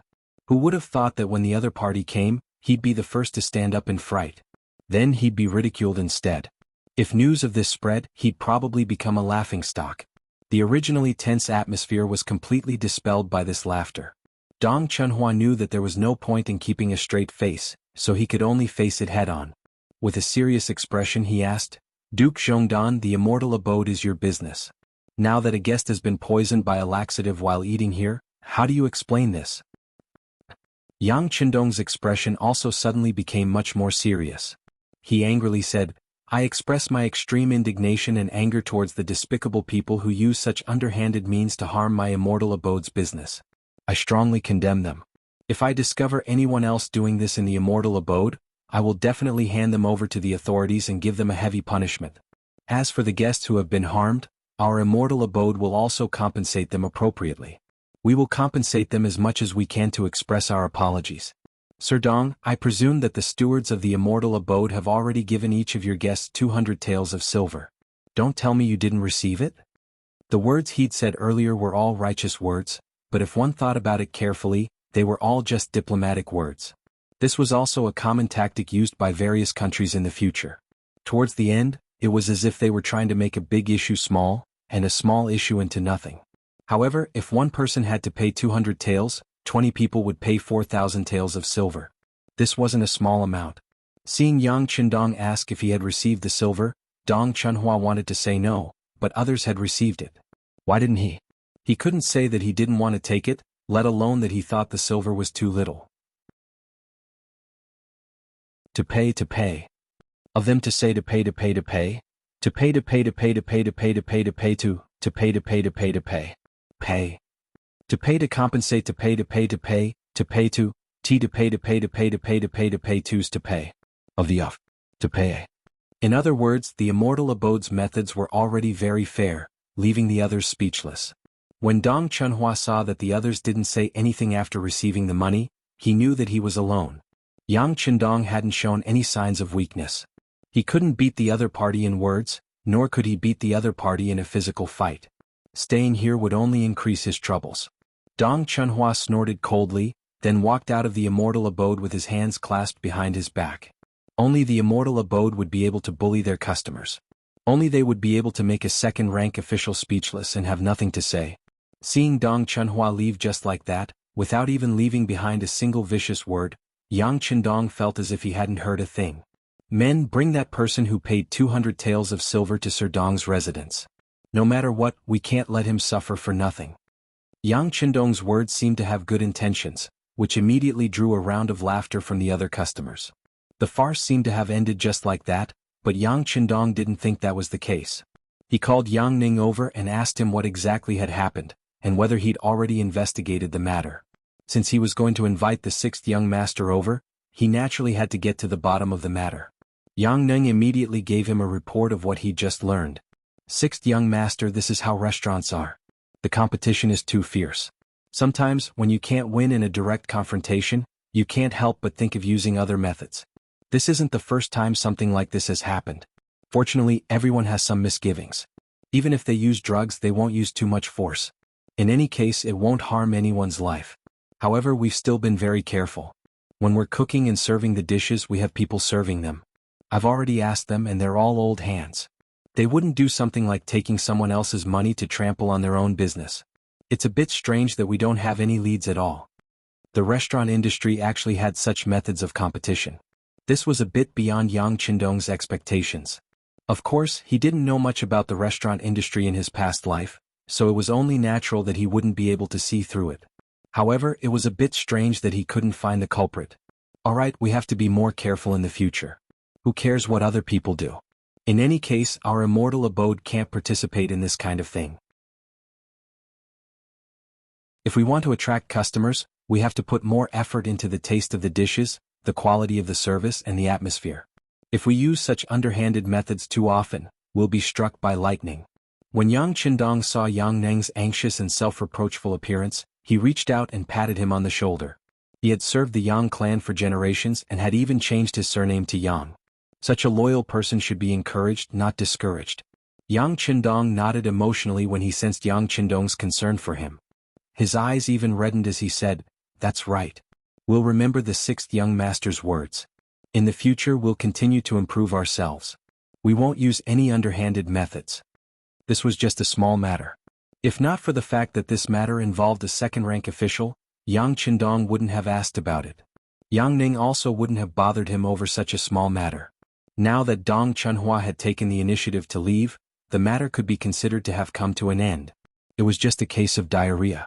They'd discovered it in time and given sufficient compensation, so the matter was quickly resolved. Yang Qindong returned to his carriage and headed for the outskirts of the capital. Yongding Gate. This was one of the 12 outskirts of the capital of Ming, and it was also the road that Yang Qindong had to pass through to reach the Yang clan manor. He had already walked this road countless times, especially when Yang Qindong had first arrived at the capital of Ming. Because his elder sister and brother were living in the city, he would make this trip every few days. It was just that after Yang Qindong returned, his brothers and sisters all sent people to the Yang family manor to take the initiative to meet him. It was likely that they also knew that their little brother's status was different. It was somewhat difficult for him to see them, and it was also a test of safety. This saved Yang Qindong the trouble of running around. He had already met with the people he needed to meet in the capital. If there really was something, they would naturally take the initiative to look for him at the Yang clan manor. With nothing else to do in the capital, Yang Qindong returned home. Under the protection of the first guard, he left the inner city and headed straight for the Yongding Gate. It was almost the new year and the streets were bustling with people. There was an endless stream of peddlers, and the common people seemed to be spending more than half of their annual income in these few days. This made the city seem extremely lively, and there was already a festive atmosphere to it. Yang Qindong sat alone in his luxurious carriage, a sincere smile on his face as he listened to the hubbub of people outside. The common people lived and worked in peace and contentment. Wasn't this what all those who worried about the country and its people wanted to see? This was also the true reason Yang Qindong wanted to carry out a peaceful evolution. If possible, he naturally hoped to use the method of boiling a frog in warm water to influence and infiltrate the great Ming dynasty. In the end, they would become part of the new country without any signs of life. Nothing could be better than this. But now it seemed that this was just a thought. Based on what Su Yozhen, Hu Xiao, and Yang Guang had said, Ming had trained so many new soldiers and built so many firearms. It was clearly impossible for them not to fight a battle. Perhaps they were feeling too full of themselves, believing that they were the strongest army in the world and could properly wrestle with the mercenaries. When facing such a person, if one didn't beat them into submission, it would be impossible to convince them with words alone. When he thought of this matter, Yang Qindong couldn't help but think of Su Yozhen, who wanted to get off the ship. Previously, the Bureau of Security had noticed that this minister's attitude wasn't as proactive as before. There were even many things that he wouldn't say if one didn't ask. This hidden chess piece was already on the verge of going out of control. Fortunately, after that night's meeting, Yang Qindong's warning had an effect. It made Su Yozhen sober up and realize that there were some things that he couldn't do even if he didn't want to do them. There were some choices that had been made and there was no way to regret it. Since that night, Su Yozhen had taken the initiative to contact the Bureau of Security as before. This was a typical example of someone who was asking for a beating. Some people were like this. The more you spoke to them nicely, the more they would ignore you. On the other hand, if you hardened your tone, the other party would be terrified. Thinking about Su Yozhen, Yang Qindong's lips curved into a smile. This was a sense of confidence after he had control of the situation. At this moment he heard a very clear hawking voice. Elixirs for sale. Elixirs for sale. Elixirs for sale. Elixirs for sale. If you eat my elixirs, you can prolong your life and stay young forever. This shout was very loud, at least far louder than the shouts of other people on the street. It also attracted the attention of Yang Qindong, who was sitting in the sedan.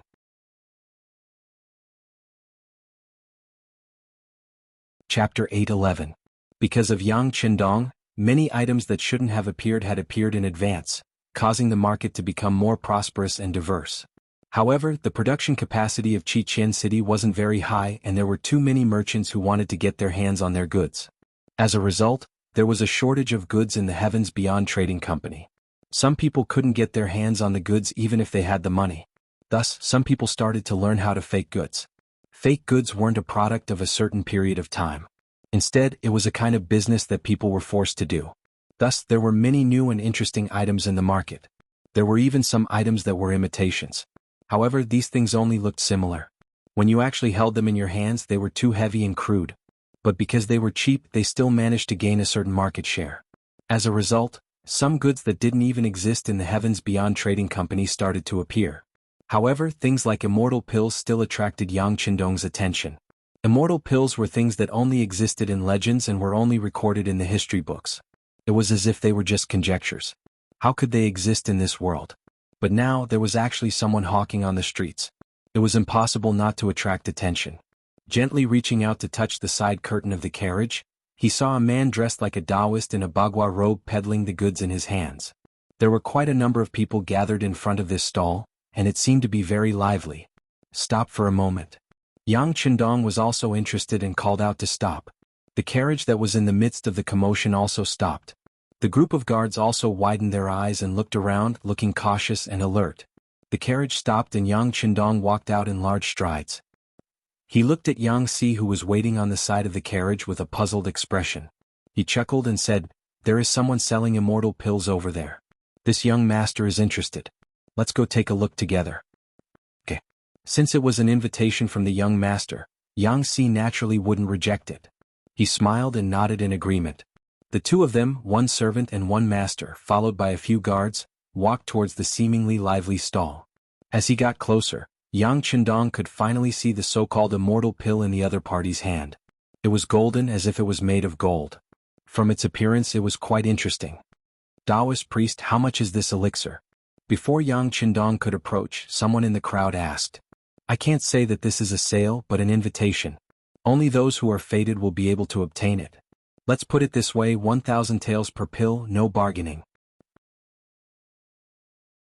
The first part was a bit profound, but when it came to the price, the merchant's unscrupulous appearance was completely exposed.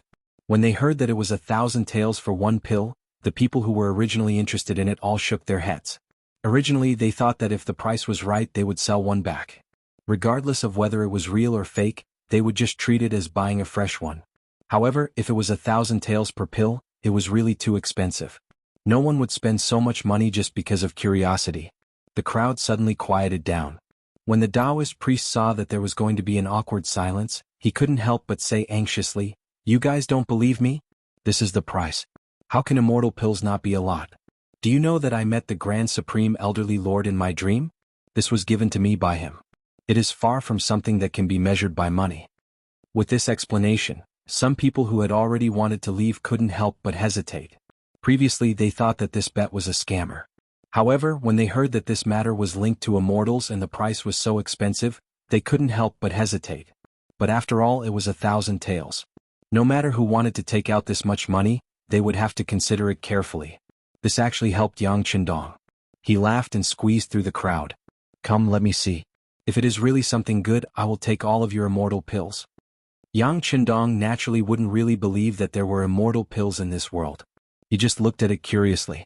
It would be fun to buy it for his two wives to play with. When the voice rang out, it naturally attracted everyone's curious gaze. This was a rich guest coming to visit. It was impossible not to attract everyone's attention. Because of this voice, Yang Qindong also quickly passed through the crowd and came in front of the Taoist priest. Other than Yang Si, who was following closely by his side, the other guards were blocked out of the crowd for a moment. This young master is someone who knows his stuff. Come up and take a look. Seeing that there was a guest, the Taoist priest's anxious expression changed. He laughed and handed the golden, immortal pill in his hand to Yang Qindong. But because there was still a stall between them, his hand still couldn't reach in front of Yang Qindong. Since the Taoist priest couldn't pass it to him, Yang Qindong reached out to take it and squeezed his body forward. Just when his arm was about to touch the Taoist priest's palm, the Taoist priest's eyes suddenly flashed a murderous intent. Then he suddenly raised his left arm that hadn't moved. A black muzzle was aimed at Yang Qindong's body. The sudden accident caught everyone off guard. Even Yang Qindong instinctively moved his body sideways in the face of this unexpected situation. And just as he moved, a gunshot sounded. The flintlock hit Yang Qindong's body. The strong recoil made his body tremble. There's an assassin. Yang Si, who was following by the side, witnessed all of this with his own eyes. His eyes immediately turned red. His right hand touched his waist. There was a Type 54 that he always carried. Daring to assassinate the young master, no matter who this person was, he must die. His hand reached behind him. Yang Si's face quickly changed. It was not because of anything else, but because his hand was suddenly pressed down by someone. That person seemed to be incomparably strong. He actually made his body unable to move at all. Since they had set up a killing trap, the Taoist priest would not be the only killer. Among the crowd, there were many of his accomplices. Seeing that they had started to act, these people did not hide anymore. One by one they used their own methods. Yang Qindong was hit by a flintlock at close range and fell to the ground. Yang Si, who was the closest, was also temporarily restrained. This kind of assassination scene was seriously a first. In the past, when there was an assassination, the clues would always be discovered at the first moment and then disappear into nothingness. It was a frightening but not dangerous existence. But like this time at such a close range, it was really the first time that he was killed. If it was a normal time, Yang Qindong would still be vigilant with his qi. But today, as soon as he appeared, he shocked Dong Chunhua and made him retreat.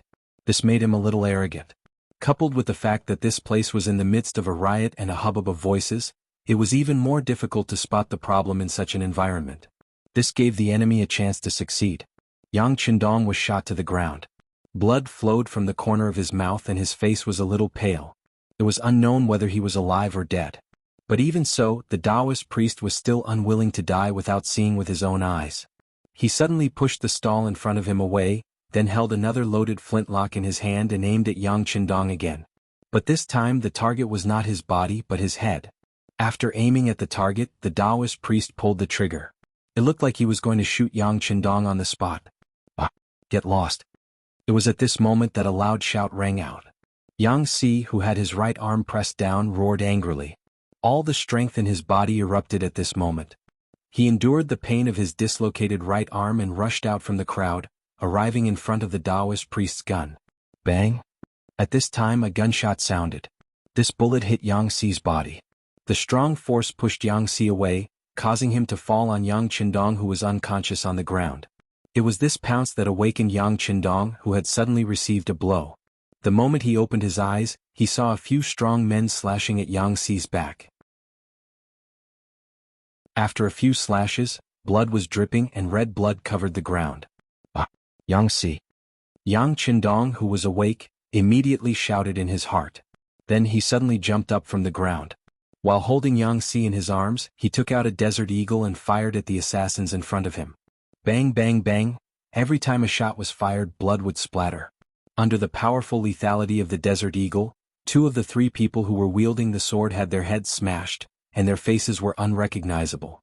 Another person was shot in the stomach, causing his intestines and blood to flow all over the ground. All of this happened in a very short period of time. At this time the guards who were isolated from the crowd also reacted. With Captain Qiu Vi as the leader, Ba Daojiang on the left, and Peng Yu on the right, the 3 members formed a 3-3 formation. They held the Type 95 in their hands and activated the burst mode. Anyone who dared to block in front of them, no matter if it was an assassin or an ordinary person who was watching the show, would become their enemy. Da-da. Da-da-da.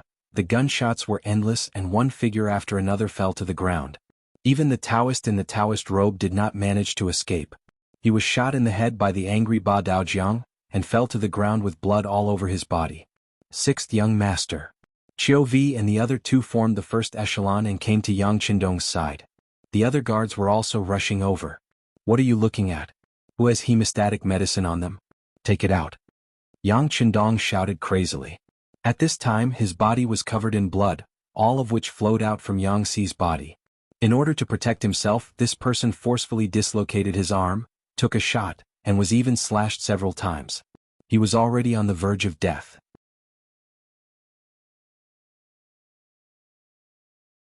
Chapter 8:12. I have it. Ba Daojiang reached into his chest and took out a small white porcelain bottle. People like him who had been in the Jianghu for a long time naturally carried hemostatic medicine with them. He reached out and took it, then quickly laid Yang Xi's body flat. First he used a little force to reattach the dislocated arm. Then he tore apart Yang Xi's clothes, revealing a layer of bulletproof vest inside. When it was taken off, a bloody red back was revealed. When the porcelain bottle was opened, the powder sprinkled on the back like rain, immediately causing Yang Xi's body to twitch. It was obvious that the effect of the medicine was good. It had the effect of reducing inflammation and stopping bleeding. Yang Xi's body also reacted. It was a good thing that there was a reaction. At least it meant that Yang Xi's body was still breathing. Yang Qindong was immediately overjoyed. He shouted loudly, Yang Xi, you have to hold on. Hold on. With the young master here you will be fine. Men, quickly bring the carriage here. Just as Yang Qindong was about to save Yang Xi, a large number of Ming soldiers suddenly appeared on the street. As soon as they appeared, the originally bustling street instantly became empty. The black cavalry guards also widened their eyes and stared at the newcomers. Many of them even took out the 95 style. Previously, it was because they were careless and did not fulfill their duties that the sixth young master was in danger. Now that they were prepared, how could they let the previous incident happen again? Under the black muzzles of the guns, the Ming soldiers who came from afar trembled. The leader, who was wearing a general's uniform, was sweating profusely. He led his men forward and shouted, Everyone, don't be nervous. I am Dong Bao, the general of the Yongding Gate. What happened here? Actually, there was no need to ask. Looking at the formation in front of him, especially the black knights with obvious markings, Dong Bao knew that the Duke of Loyalty was in danger. It was only because this place was the closest to the Yongding Gate that he had to come and take a look. Otherwise, he was afraid that if his superiors blamed him, he would have to bear the consequences. The person reported his name with a careful and cautious expression. The Black Knights noticed this and their gazes landed on Captain Qiu Vi. Qiu Vi naturally couldn't make the decision on such an important matter. He glanced at Yang Qindong cautiously and asked, Sixth young master, the general guarding the Yongding Gate is here. What do you think? Call him over. He was worried about Yang Xi's injury and thought that it would be best to find a quiet place immediately and find a doctor to treat him. So at this time he couldn't think of anything else. Hearing Yang Qindong's order, Qiu Vi immediately responded. Then he said to Dong Bao, who was still trembling with fear, General Dong, come over.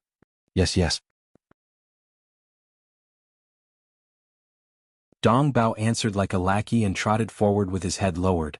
However, the moment he lowered his head, his previous panic disappeared and was replaced by a look of determination.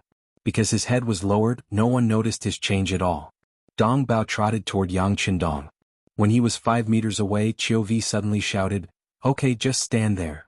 With the previous lesson, he would never allow an unknown person to be so close to the sixth young master. With this shout, Dong Bao's body involuntarily slowed down. However, his body did not stop obediently. Instead, he continued to move forward. As he walked, he said, We are so far away. How can I listen to the Duke of Loyalty's admonition? If I tell you to stop, then stop. If you continue to move forward, I will shoot. Seeing that Dong Bao was already 4 meters away, but he still didn't stop, Ba Daojiang's eyes flashed with anger and he shouted loudly. With this shout, the meaning of reminder and warning was very obvious. Even Yang Qindong, who had been lowering his head to check on Yang Xi's injuries, couldn't help but raise his head. When he raised his head, he suddenly shouted, Not good, everyone spread out. As he spoke, Yang Qindong was the first to retreat with Yang Xi in his arms. With a leap, he covered a distance of 2 to 3 meters. Qiu Vi, Ba Daojiang, and Peng Yu, who were the closest, had long been used to following Yang Qindong's orders. This shout was equivalent to an order, and they quickly retreated into the distance. With this shout, Dong Bao's body suddenly emitted green smoke. That was the appearance of gunpowder after it was ignited. Then, with a face full of laughter, Dong Bao immediately followed in the direction Yang Qindong ran in. Bang! He fired a shot, completely relying on his intuition. He even skipped the process of aiming. With this shot, Dong Bao, who was moving forward, fell to his knees with a thud. It was also at this moment that he realized in horror that his right knee had been smashed, and he could no longer maintain the posture of moving forward. The sound of the gunshot shocked everyone. However, with an even louder explosion, the gunpowder in Dong Bao's body exploded. In an instant, everything within 3 meters of Dong Bao was turned into nothingness. The place where he was previously standing was also turned into a deep pit, indicating the powerful power of the gunpowder. They killed General Dong. This is clearly a rebellion. Brothers, let's kill them together. Just after this explosion, a voice suddenly came from the crowd of Bai Ming army. Then a gunshot rang out and a black knight on a horse fell to the ground. Looking carefully, that gunshot was fired by the Bai Ming army. This time Chao Xian got a total of 3 guns. 2 of them were on the Taoist priest, and the other one was hidden in the Bai Ming army as a backup. With this gunshot, a black knight fell from his horse. The situation that was originally under control became chaotic again. More and more Bai Ming soldiers began to attack the Black Knights and Yang Qindong. It was obvious that they wanted to use their advantage in numbers to completely engulf them. Although Dong Bao was dead, the number of soldiers he brought with him was not small. From a distance there were at least 500 or 600 people. Moreover, this did not exclude the possibility that there might be assassins in the dark and more soldiers gathering to attack. On the other hand, Yang Qindong only had about 50 people from the first guard squad. This was more than 10 times the number of soldiers they had. As the captain, Qiu Vi suddenly felt a lot of pressure. At this time, the carriage was already in front of Yang Qindong. Because he dodged quickly, Dong Bao's human bomb didn't hit him. However, the power of the aftershock was still not small. It hit his back, and at this time, the green clothes he was wearing were already tattered. Fortunately, it was winter, so he wore a lot of thick clothes. Even so, the bulletproof vest still revealed some of his true colors. Fire the signal flare. Before the reinforcements arrive, no one is allowed to get close to the carriage. This is an absolute order. With both hands holding the unconscious and bleeding Yang Si, Yang Qindong gave the absolute order to Qiu Vi with a cold face. 6th young master, don't worry. Unless all the soldiers are sacrificed, no one is allowed to get close to the carriage. Qiu Vi saluted with a serious expression. After watching Yang Qindong enter the carriage, he turned around and took out a signal flare from his waist. As a person who followed the 6th young master, he naturally carried a signal flare with him at all times. But there weren't many situations where he could actually use it. Every time he used it, it meant that the situation was critical and dangerous. Bang! With a loud sound, a powerful red signal flare rose into the air. Although it was still daytime, the signal flare was still very eye-catching to ensure that it would attract people's attention. After the signal flare was fired, Qiu Vi stood in front of the carriage and looked at the first guard squad members who were looking at him because of the signal flare. He said in a loud voice, "The 6th young master ordered that no one is allowed to get close to the carriage. The rest is up to my comrades." Yes. Everyone shouted in unison from the bottom of their hearts. After the 49 guard squad members responded, they quickly began to retreat. While they were retreating, the 95 style in their hands spewed out flames and shot fatal bullets at the enemies charging at them. Just as Qiu Vi was worried, the enemy wasn't just the 500 or 600 people in front of them. As the gunshots rang out, the Bai Ming soldiers who were charging at the front fell to the ground one by one. Many men dressed in black appeared from the sides and behind them. They held bows and crossbows in their hands and quickly approached them while continuously shooting arrows. They looked like they were going to eat the first guard squad members alive. After more than 200 Bai Ming soldiers were killed, they learned to be smart. They didn't charge blindly. Instead, they took advantage of the complicated terrain on the street and began to look for a place to hide. Once they were safe, they would immediately pick up the bows on their backs and launch a long-range counterattack. It was true that they were not a match for the continuous fire guns, but they did not believe that these dozens of people would be able to carry much ammunition. Even if they had to exhaust the mercenaries, they had to exhaust them. The signal flare for help had been sent out, but it would take some time for them to appear. How to control the situation during this time, prevent the enemy from approaching the carriage, and complete the task given by the 6th young master became the most important problem. Just as the dead man thought when they went out this time, because there was no plan at all, each soldier didn't bring a lot of bullets. In addition to the magazine in the gun, each soldier only brought 2 more. They thought that after a fierce attack the enemies would be afraid and retreat. But the enemies in front of them were very tenacious. They looked like they didn't care about their lives. Coupled with the complicated terrain, the power of the 95 style was greatly restrained. Just like the previous wave of attacks, each soldier used up a magazine. If they continued like before, at most 2 more waves of attacks they would run out of ammunition.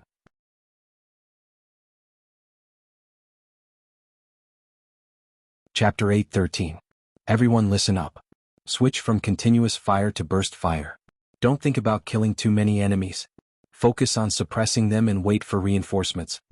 Qiu Vi made the most accurate judgment on the battlefield after a simple analysis. Following his orders, the guards reduced the number of shots they fired. They would only fire back when the enemy's figure was completely revealed or when they were about to charge forward and threaten them. This was perhaps the biggest drawback of firearms. Unlike swords, knives, spears, swords, and staffs, which could be used repeatedly without logistical support, the number of bullets would decrease. The mercenaries changed their strategy and focused on stability. As the enemy, the northern Ming soldiers became even more arrogant. Seeing that there were no more bullets flying, they immediately shouted, "The enemy's muskets have run out of gunpowder. Next it's our turn to attack. Brothers, let's charge. Kill the Duke of Loyalty and everyone will be rewarded with 500 taels of silver and be promoted by 3 ranks." The effect of the shout was obvious. The northern Ming soldiers who were originally under the threat of the 9-5 and had already found a place to hide were all enraged when they heard such a reward. Then they revealed their heads from the shadows. Then, while shooting arrows, they rushed onto the main street and launched a second attack on the guards. At the sides and back of the carriage, there were at least 40 black-clothed men moving about. They were using even more advanced crossbows and arrows. Within a distance of less than 100 meters, the threat of such weapons was extremely great. In just a short while, 7 or 8 guards had been hit by the arrows. If they weren't wearing bulletproof vests, they would have become cold corpses by now. There was a large army attacking from the front, and there were people causing trouble from the sides and the rear. The first guard squad fell into a bitter battle that they had never used before. As the captain, Qiu Vi had already finished the 9-5 and was using a pistol. Even the pistol's 2 spare magazines were used up. Now there were less than 3 bullets left in the pistol. The security team members guarding the front also fired a burst of bullets, forcibly suppressing the enemy's second attack. Then, everyone's face was solemn as they reloaded their last spare magazine. They knew that this would be their last hope.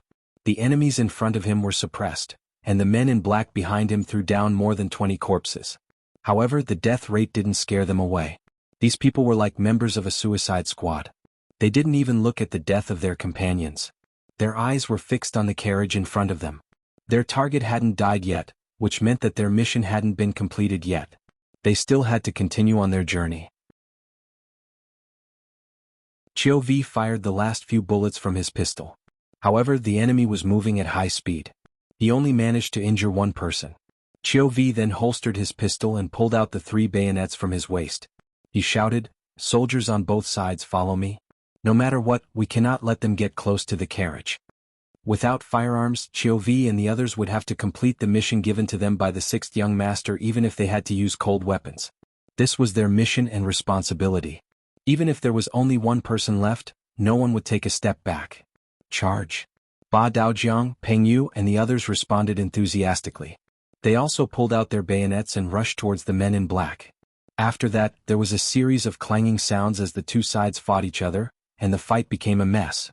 Close combat was far crueler than using firearms to kill people. Often, even if they were beaten until they were covered in blood and had lost their arms, they could still pose a threat to their opponents with their steel teeth. In such a battle, it was basically impossible to escape unscathed. Even though the individual qualities of the guards were very strong, in a battle of life and death, it was still inevitable that they would be injured or even killed in battle.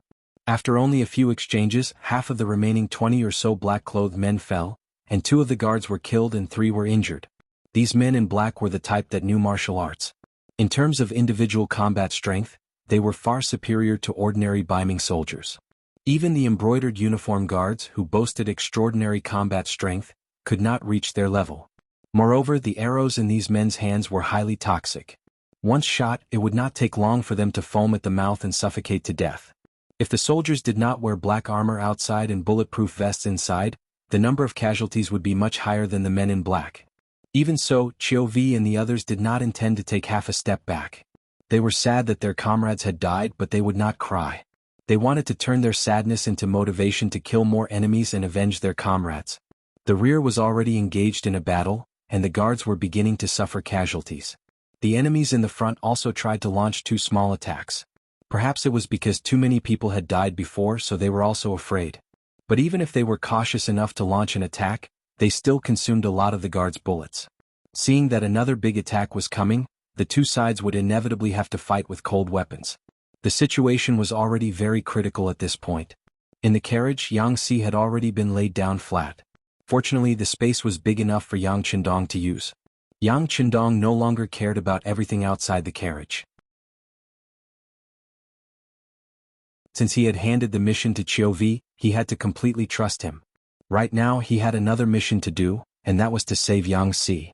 Although Yang Si's identity was only a servant of the Yang family, whether in the eyes of Yang Qindong or in the eyes of outsiders, it was not like this. They seemed to have become his family, his closest relatives.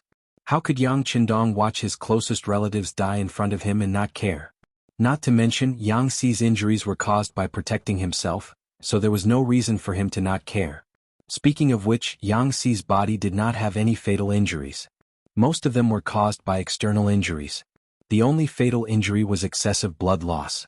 In the eyes of outsiders, this kind of excessive blood loss was naturally beyond their ability.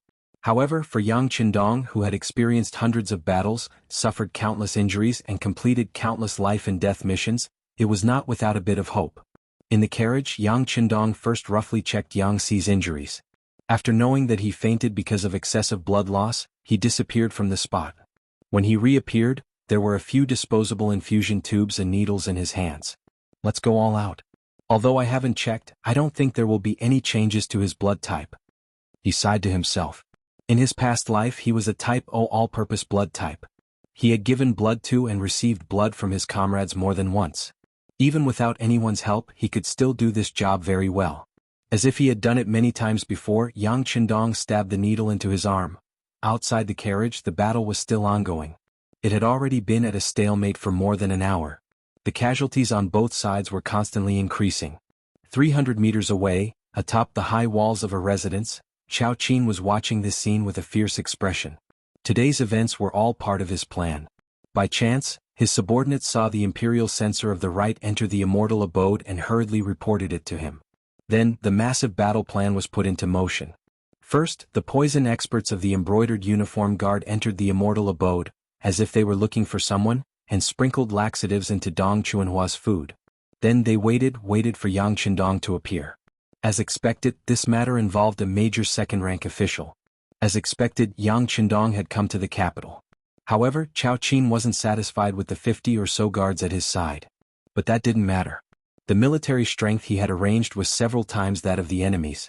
Coupled with the sudden attack, they had at least a 70% chance of victory. The Taoist priest selling immortal pills was just a cover. Even Chao Qin himself wasn't sure if it would pique Yang Qindong's curiosity. If it didn't work, then they could only wait for the Duke of Loyalty to arrive at the Yongding Gate. The heavens seemed to be very fond of him. Yang Qindong really stopped, and this made Chao Xian extremely excited. He seemed to have already seen the scene of Yang Qindong's death. He saw the scene of Yang Qindong's death leading to a fight between the mercenaries and the northern Ming dynasty, and the southern Ming dynasty reaping the benefits. But another accident disrupted Chao Qin's plans. Those black-clad guards were actually so difficult to deal with. Again and again, even after using the 3 guns he'd spent so much effort to obtain, they still couldn't kill Yang Qindong. This made him feel like he'd punched an iron pot. He knew that he wouldn't have another chance. Helpless, Chao Qin gave the order to attack with all his might. He sent out all the experts he'd brought with him from Ming, looking like he was willing to sacrifice everyone to complete this mission. As the battle continued, the situation seemed to become more and more unfavorable for him. Chao Qin's heart became heavier and heavier when he saw the mercenaries in black armor, making him feel helpless. Most of the casualties were his own warriors. "Sir, look over there. Is that Ming's army?" At this moment, a subordinate's voice sounded in his ear, attracting Chao Qin's attention. After an hour, the Ming army in the city finally made a move. A large number of soldiers rushed over.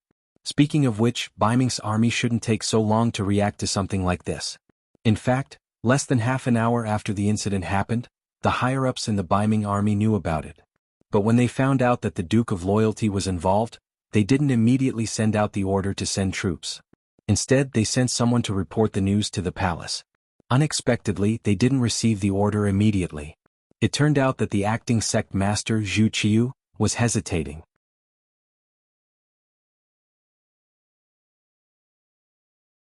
Chapter 8:14. He was certain that he had not given the order to kill Yang Qindong. The head eunuch beside him, Ming, who was also the supervisor of the embroidered uniform guard, was also negotiating in the Yang manner.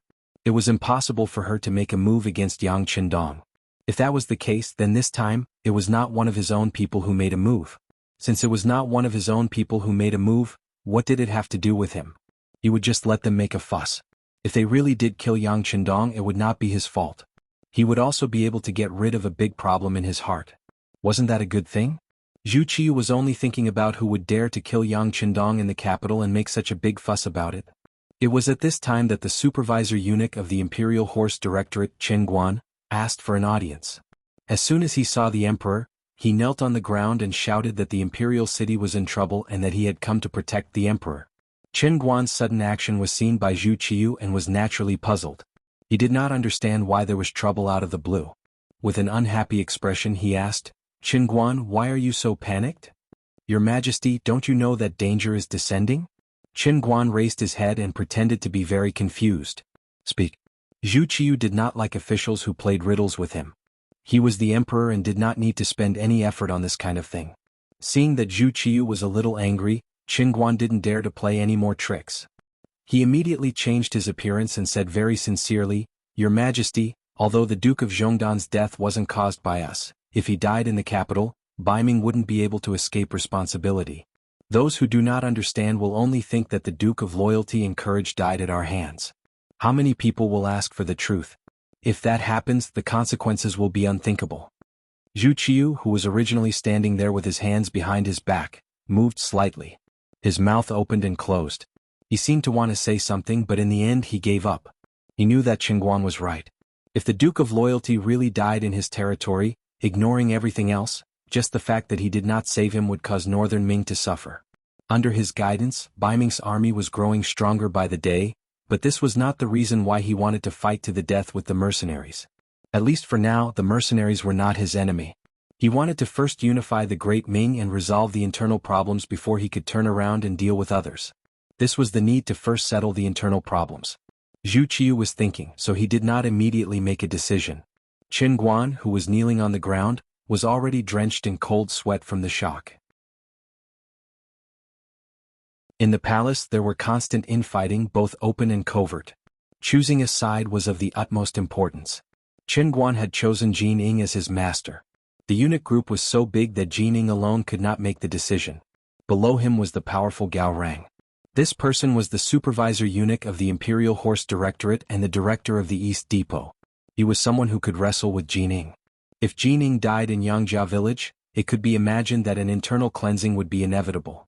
As Jin Ying's assistant in the Imperial Horse Directorate, Gao Rang's fate could be imagined. He had no choice but to stand out. This time he owed a favor to Dai Zong. Not only was he saving Jin Ying, he was also saving himself. He had no choice but to come. After a long time, under Chen Guan's expectant gaze, Zhu Qiu finally opened his mouth. "Issue an edict. Zhang Rang is to bring people to the rescue and protect the Duke of Loyalty and Courage's life." Chen Guan's expectant face could not help but reveal a trace of disappointment. However, he knew that this was the emperor's greatest concession. He immediately kowtowed and said, "This official obeys." After Chen Guan left, Zhu Qiu finally turned his head and looked up at the roof of a large hall. He muttered, "I have done what I should. Everything will be up to the will of the heavens." The so-called will of the heavens was a trace of unwillingness in Zhu Qiu's heart. He did not want to miss the opportunity to kill Yang Qindong, but he also did not want to be too obvious. Thus he handed the matter over to Zhang Rang. He believed that Zhang Rang should understand his intentions. If he had been a step late, perhaps a great danger could have been eliminated. From this, it could be seen that the emperor was wise. He was well aware of the internal strife within the eunuch group. Perhaps this was what he wanted to see, or perhaps he had caused it. After receiving the imperial edict, Gao Rang began to gather the members of the Eastern Faction Guards. Then, he unhurriedly headed in the direction of the Yongding Gate. At the same time, he also sent people to closely observe the movements in the direction of the Yang Manor so that he could make the best judgment. He watched the battle in the distance. When he saw the black-clothed assassin and the black-clad warrior fighting to the death, and when both sides were injured, Gao Rang's expression did not change.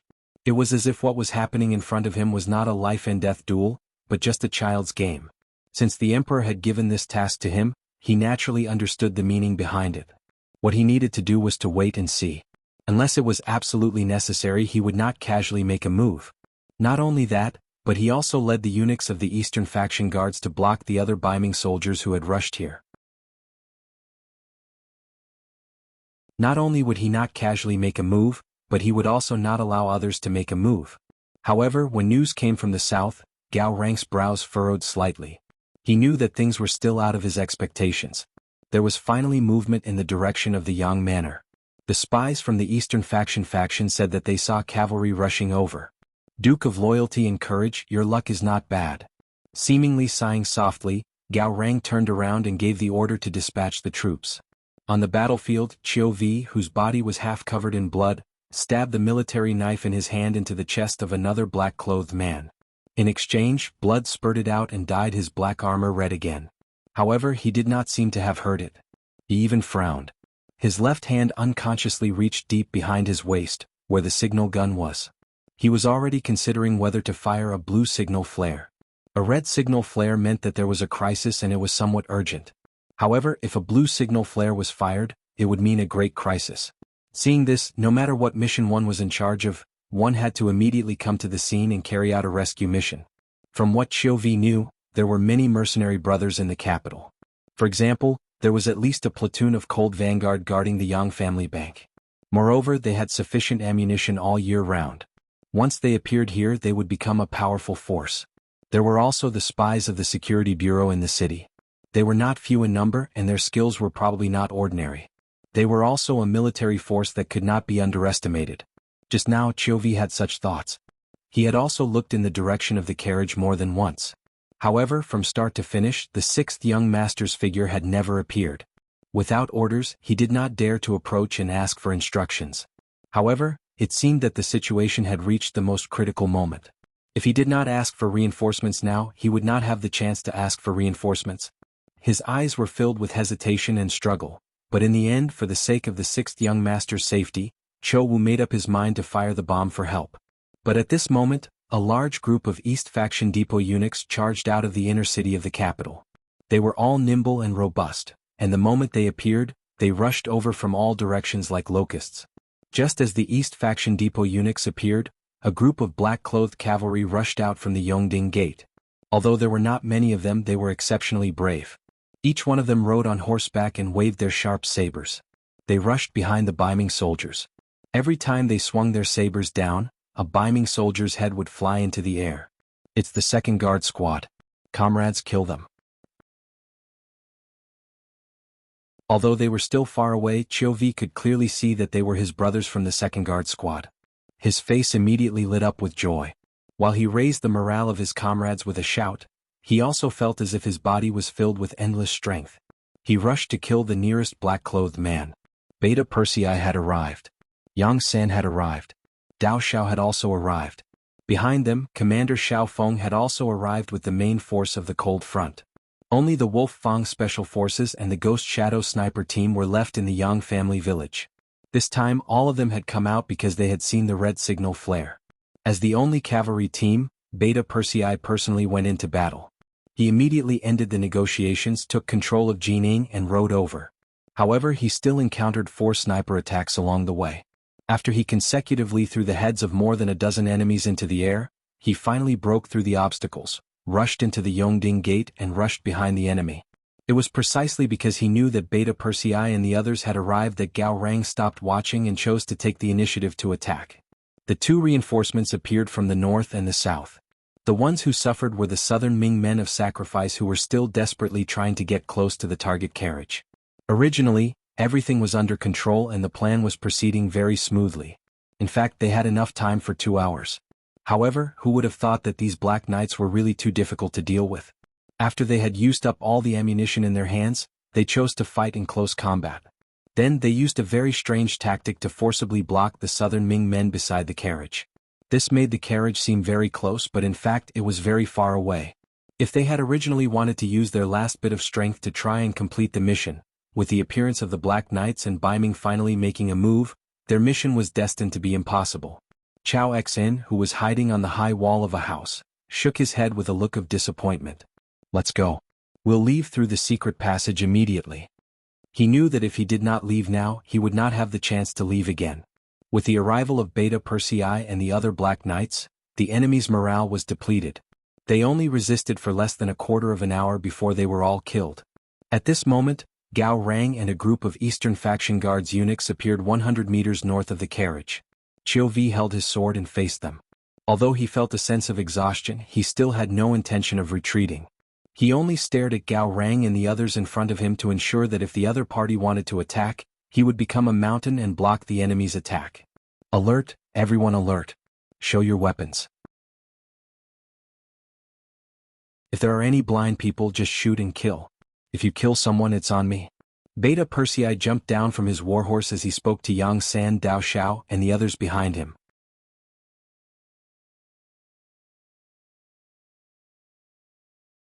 Chapter 8:15. Although they left in a hurry, they still brought a lot of ammunition with them. When the second guard squad delivered the bullets to the first squad, the faces of the guards of the two squads were brimming with confidence again. It was as if with guns in hand they had the power to rule the world. On the opposite side of Gao Rang, rows upon rows of rifles were ready to fire. There were even 3 machine guns of the 9th and 5th squad that were quickly set up, forming a perfect blockade. In this tense atmosphere, looking at the steel sword in his hand, Gao Rang wisely made the decision to stop moving forward. Beside the carriage, Beta Persei knelt on the ground and shouted with his unique loud voice, "Young master, Beta Persei is late, please forgive me. Don't say any more, let's go back to Yangjia village." A slightly weak voice sounded. Yang Qindong, who had just drawn 400 cubic centimeters of blood, was a little weak, so when he said this sentence he gave people a sense of lack of confidence. Yang Qindong's answer was a little weak, which shocked Beta Persei, who had been following him. He wanted to open the carriage door to take a look, but he did not dare to do so without an order. He could only agree, then stood up and shouted, "Young master has ordered the entire army to retreat to Yangjia village." The carriage was driven by Yang San himself. The head of the security bureau was a little pale. Such a big assassination operation, but there was no warning beforehand. This was his dereliction of duty. Now driving the carriage was just an expression of guilt. East Factory Manager Gao Rang has come to protect the Duke of Loyalty under the orders of the Daizone. Please see him. At this moment, Gao Rang's shout came with the wind. He knew that Yang Qindong would not believe anyone at this time, but he still had to shout out his attitude. Otherwise, Ming would not be able to get away from this assassination. No one answered Gao Rang's words, only the cold wind continued to blow, and the enemy's corpses were scattered all over the ground. In this battle, 9 members of the 1st Guard Squad died and 18 were injured. The corpses of their dead comrades were naturally carried away, leaving behind the corpses of the southern Ming men of sacrifice. Although they were still far away, the smell of blood could still be smelled. It was as if to say how crazy and cruel the battle just now was. Yang San, steady yourself. As soon as the carriage exited the Yongding gate, Yang Qindong, who was driving the carriage, heard Yang Qindong's voice. He had no choice but to slow down. Fortunately, they were already out of the capital, and Xiao Feng and his cold-edged soldiers could be seen on the sides of the road. The danger had passed and they were finally safe. After about an hour of steady travel, the luxurious carriage finally entered the Yang clan manor. At the entrance of the manor, 2nd Madam Qiao Yin, 4th Madam Lady Xiang, 7th Sister Yang Duo, and everyone from the Yang Family Academy had already come out to welcome them. They only saw the red signal flare rise into the sky, but they didn't know what exactly happened. The carriage is here. From afar, many people heaved a sigh of relief when they saw the iconic carriage appear under the protection of the Black Knights. Since the carriage was fine, the 6th young master was probably fine as well. But there were also some sharp-eyed people who saw the 9 corpses on the horses, and their expressions turned grave. Who were these Black Knights? They were definitely the strongest force of the mercenaries, or else they wouldn't have been assigned to the 6th young master's side.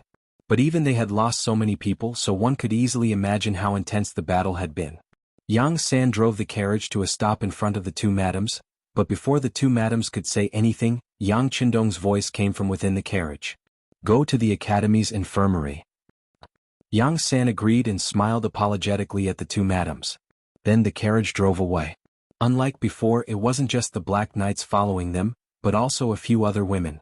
The carriage finally stopped in front of the academy's infirmary. Yang San took the initiative to open the carriage door, revealing a very pale Yang Qindong.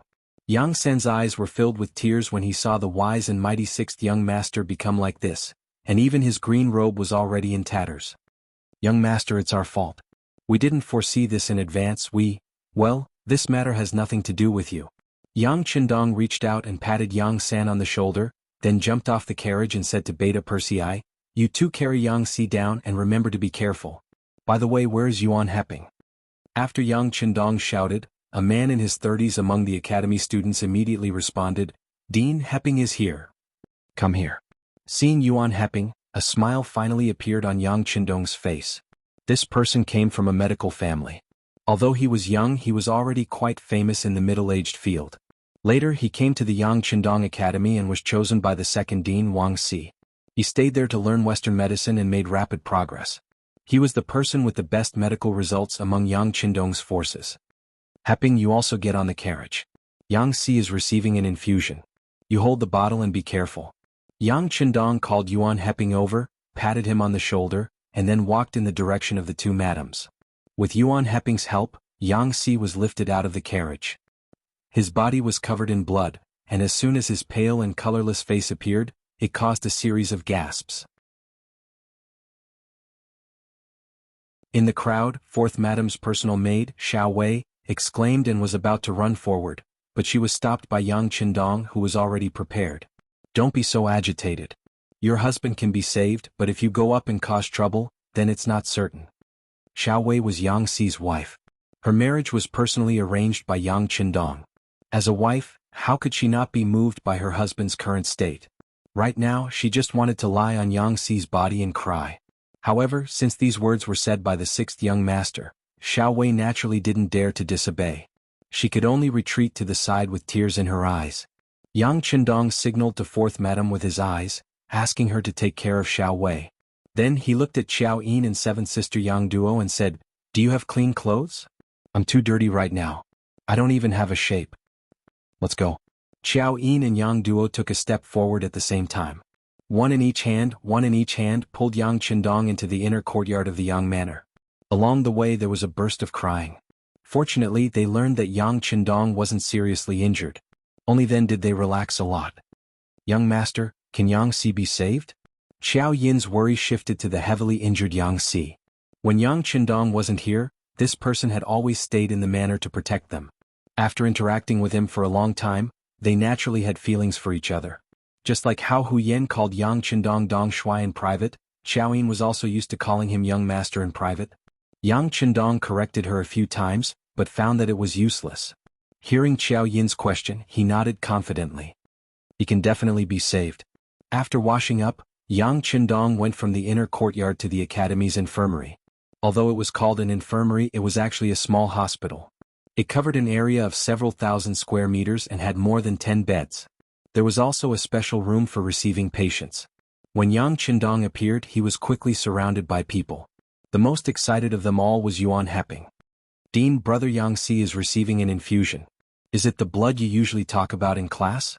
That's right. It's blood. Yang Qindong nodded. He looked at Yuan Heping and asked, Have you checked if there are any life-threatening injuries on his body? I've checked. There aren't any life-threatening injuries. Some wounds have already stopped bleeding after applying medicine. They're in good condition. Next, he just needs to replenish enough blood. There shouldn't be any major problems, Yuan Heping said confidently. He had never thought about infusions, especially blood transfusions, to save people. He admitted that he wasn't as good as the dean in these matters. However, when it came to treating people with Chinese medicine, he was confident that there weren't many people who were better than him.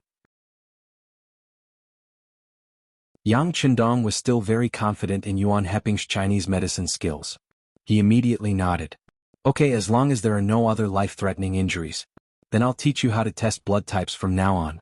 Remember, only people with the same blood type can transfuse with each other and not be rejected. You must remember this point clearly. Go and gather the other students who are interested in learning medicine." While asking Yuan Heping to gather the people, Yang Qindong waved his hand. His servant, Yang Lu, came to Yang Qindong with a ritual instrument. This was the blood test instrument, a big warehouse item. This time, Yang Qindong wanted to take the opportunity to teach everyone new knowledge. What happened today also reminded Yang Qindong that it was necessary to establish personal health records for the people close to him and the higher-ups in the military. For example, the history of genetic diseases, some things that required taboos, and blood types all needed to be recorded. Otherwise, if there was a problem and he wasn't there, wouldn't there be a real problem? With the blood test, Yang Qindong started to operate it in front of Yuan Heping and the other students. After a few times, he saw that Yuan Heping was doing it himself and there was nothing wrong with the blood test, so he handed the job over. "Yang C has type B blood. Let's see who has type B blood. If you are healthy and are willing to donate blood, please prepare more. If it's not enough, use the all-purpose O. Do you understand? Also, when a person's body has been in it for a long time, there will always be some blood in it. The quality of this blood is not good. Some blood should be discharged within a certain period of time. It doesn't matter if it's not more than 200 milliliters at a time. On the contrary, it will be beneficial to the human body's metabolism. You must make this clear to everyone. Blood donation can't be forced. For example, I donated 400 milliliters at a time. I can't force it." Yang Qindong had to make these things clear. Otherwise, everyone would misunderstand the blood donation and think that it would harm their bodies. If that was the case, then there would be problems. He had set himself as an example by donating 400 milliliters first. This was a clear example. It should dispel some people's misgivings.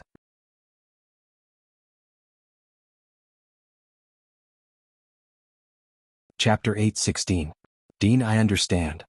His face was filled with excitement and emotion. Whether it was the blood test or the blood transfusion to save people, it was like a new window had been opened, allowing Yuan Heping to see a new world. He could even assert that once the blood transfusion to save people worked, who knew how many people would benefit and how many people would be saved from the brink of death. Of course, all of these procedures had to be up to standard. Only when there were no problems would it be considered saving people. Otherwise, it would be harming people. In the ward, Yang Si was lying peacefully. After the fresh blood entered his body, his condition was much better than before. At least there was more color on his face. This made Xiaowei, who had been accompanying him, extremely excited. When she saw that it was the sixth young master who had entered the ward, she hurriedly stood up in a panic and wanted to kneel on the ground to thank him. Yang Qindong was quick to react.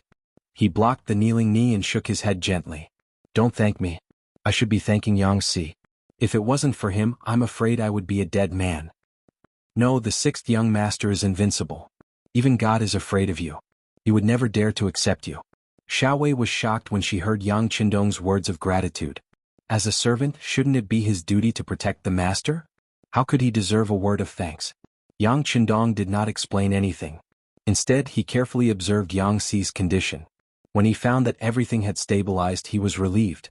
After comforting him for a while, he left the ward. Outside, Beta Persei, Yang San, Yang Lu, Qiu Vi, Dao Xiao, and the others were all looking at him as if they were looking at a god. They had all seen Yang Si's injuries, especially Qiu Vi. As the first person besides Yang Qindong to see the injuries, his first thought was that brother Yang Si was definitely going to die. Although it was difficult for him to accept the news and he was very sad, there were always deaths when looking for a fight. To be able to die protecting the sixth young master was originally a very glorious thing. However, he never expected that he would be saved. Although he was still in a coma, didn't Yuan Heping say that he had lost a lot of blood? It was just excessive blood loss, nothing serious. It was only a matter of time before he woke up. A person who had been stabbed so many times that the bones in his back were exposed. His entire body had long been dyed red with blood. Even a person who was called by the King of Hell could be saved alive. At this moment, this only increased their respect for the sixth young master. If they followed such a person, what else did they have to worry about? What else did they have to worry about? Seeing a few pairs of eyes looking at him with admiration, Yang Qindong coughed softly. He took this opportunity to teach these tough men who killed without blinking on the battlefield a lesson. Do you see? This is the importance of knowledge. In the future, when you face doctors, teachers, and some scientific researchers, you have to be more polite. Sometimes bravery alone is useless. Brains and knowledge play an especially important role. Yes, we understand. Beta Persei and the others nodded in agreement. Yang Qindong was just taking this opportunity to improve the status of a cultured person. If a country wanted to develop, it was not enough to rely on strong military force. Cultivating both civil and military skills was the long-term way. Okay, Yangtze should be fine. You don't have to stay here. Go do whatever you need to do. Yes, young master. Jining is still detained by us in the village. How do you want to deal with her?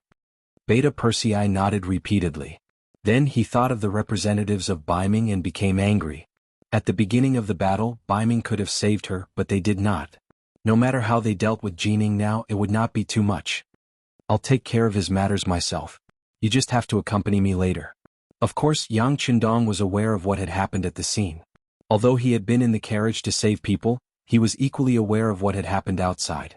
Beta Persei had just finished speaking when Yang San continued, "Young master, our security bureau has not done well this time. I have already ordered the removal of the current director of the security bureau of Ming from his position in the capital. He will be brought back to Chichen City for investigation. At the same time, I also sent someone to the scene to investigate and confirmed that the person behind the assassination was hiding in a house 300 meters away from the scene. It was only because he retreated quickly that he escaped first.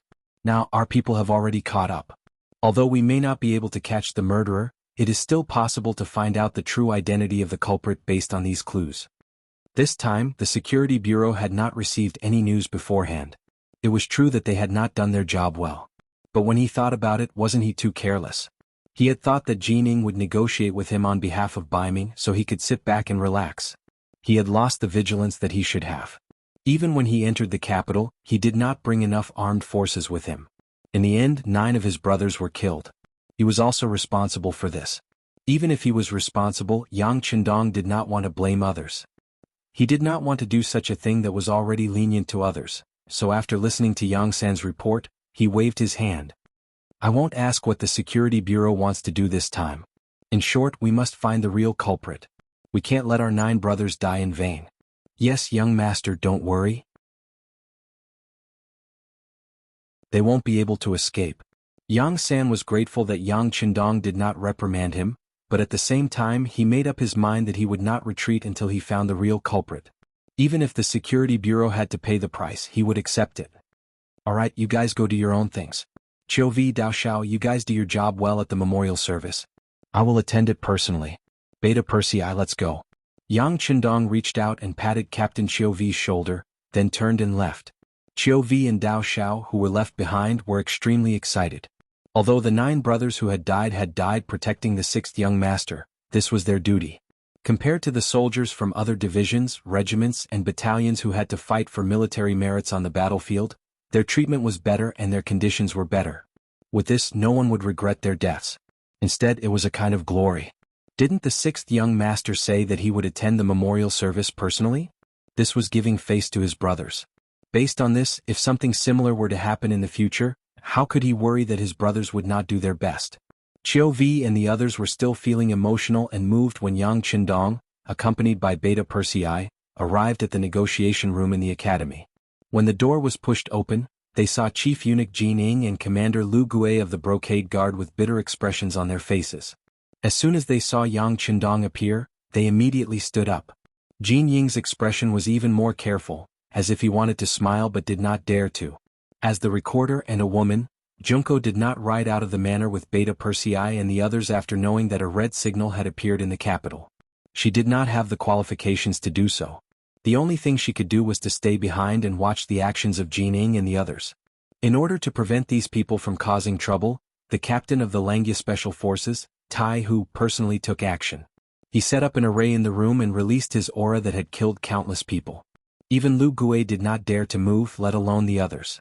Not long after, Yang Qindong and the others returned to the manor. Junko also ran over to take a look. She saw the pale Yang Qindong and Yang Si, who had lost too much blood and was barely alive.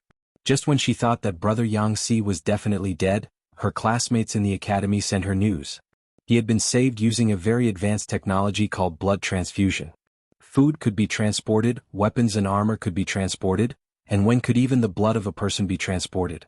Filled with curiosity, she went to take a look, and then saw a scene that shocked her. Bags of blood were really sent into Yang Xi's body through plastic and transparent tubes. He was actually fine. This incident had a great impact on Junko's heart. She, who had been in the Yang family manor for 2 years, naturally knew a little about the strength of the mercenaries. But just the strength of the military was not surprising. Which dynasty didn't have the strongest army in the world in their hands? But what really caught Junko's attention was the knowledge taught in the Yang family's academy. This kind of teaching philosophy was completely different from Confucianism. It involved a wide range of knowledge which was really an eye-opener for her. Perhaps this was the true reason why the mercenaries were so powerful. In 2 years, she believed that she had learned a lot of knowledge that she did not dare to think about before. But today's blood transfusion greatly stimulated her. Even a person who was bound to die could be saved. What else could the 6th young master not do? If one day the mercenaries really wanted to become enemies with Japan, what could they use to resist? What could they use to resist? Junko, who had complicated thoughts, focused her gaze on Yang Qindong the moment he pushed the door open. She could not move her gaze away for a long time. Yang Qindong, who was being looked at, did not care. Because the moment he pushed the door open, almost everyone in the room looked at him. Especially Jin Ying's gaze. There was respect, fear, and even a bit of flattery in her eyes. Yes, this popular person by Dai Zong's side was someone that even the ministers wanted to curry favor with. At this moment, when she looked at Yang Qindong, she showed a flattering expression. What happened had not been hidden from him. On the contrary, someone had specially reported it to him. It was because of this that Jining very keenly discovered the problem. In this operation, although Ming was not the main culprit, they could not shirk their responsibility. The assassins were probably not sent by Emperor Dai Zong. Otherwise, why would he waste his time negotiating with the mercenaries here? But it was true that they were not the ones who sent the assassins, but they did not take any action to save him. This was too wrong.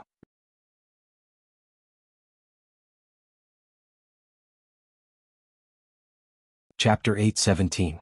Jining could even guess that the moment this incident occurred, the news must have reached the emperor as soon as possible. The emperor was probably already thinking about getting someone else to do his dirty work. But he also didn't think about it. If the Duke of Loyalty had really met with an accident in Ming's capital, the mercenaries wouldn't just let it go. At that time, no one would listen to their explanation, and a major battle would be unavoidable. Putting aside whether or not Ming could win, at the very least, they would have lost the chance to destroy the southern Ming Empire and contend for hegemony over the world. Jining did not believe that the emperor, who had always been wise and far-sighted, would not be able to see such a simple logic. The reason he had not done so was probably because he was too afraid of the Duke of Loyalty and Courage and wanted him dead too much. Fortunately, at the last moment, Ming had still sent out their troops. This action would at least win back some points and some trust. This was why Jining was gratified, but also why he was hesitant. Because this was only his own wishful thinking. He wasn't sure if Yang Qindong would think this way. If Yang Qindong blamed the assassination on him and killed him in a fit of rage, then given the current situation, even if the emperor was angry, there would be nothing he could do. This also meant that Jin Ying's life was in Yang Qindong's hands. How could Jining not be afraid of this man who could decide his life and death with a single word? How could he not curry favor with him? Jining smiled obsequiously. Lu Gui and the others lowered their heads, not daring to meet Yang Qindong's gaze. The atmosphere in the room suddenly quieted down. I am very angry. It was still Yang Qindong who spoke first. He found the chair at the head of the group and sat down. His gaze fell on Jining and Lu Gui as he spoke. Yes, this Gong Gong can understand. Jining also spoke up. Duke of Loyalty and Courage, I can guarantee that this matter is definitely not His Majesty's intention. Otherwise, I wouldn't be here to negotiate with you. As for Dong Chunhua who started the trouble, she will be severely punished. I can assure you of this. Jining had taken the initiative to throw Dong Chunhua out to express her attitude.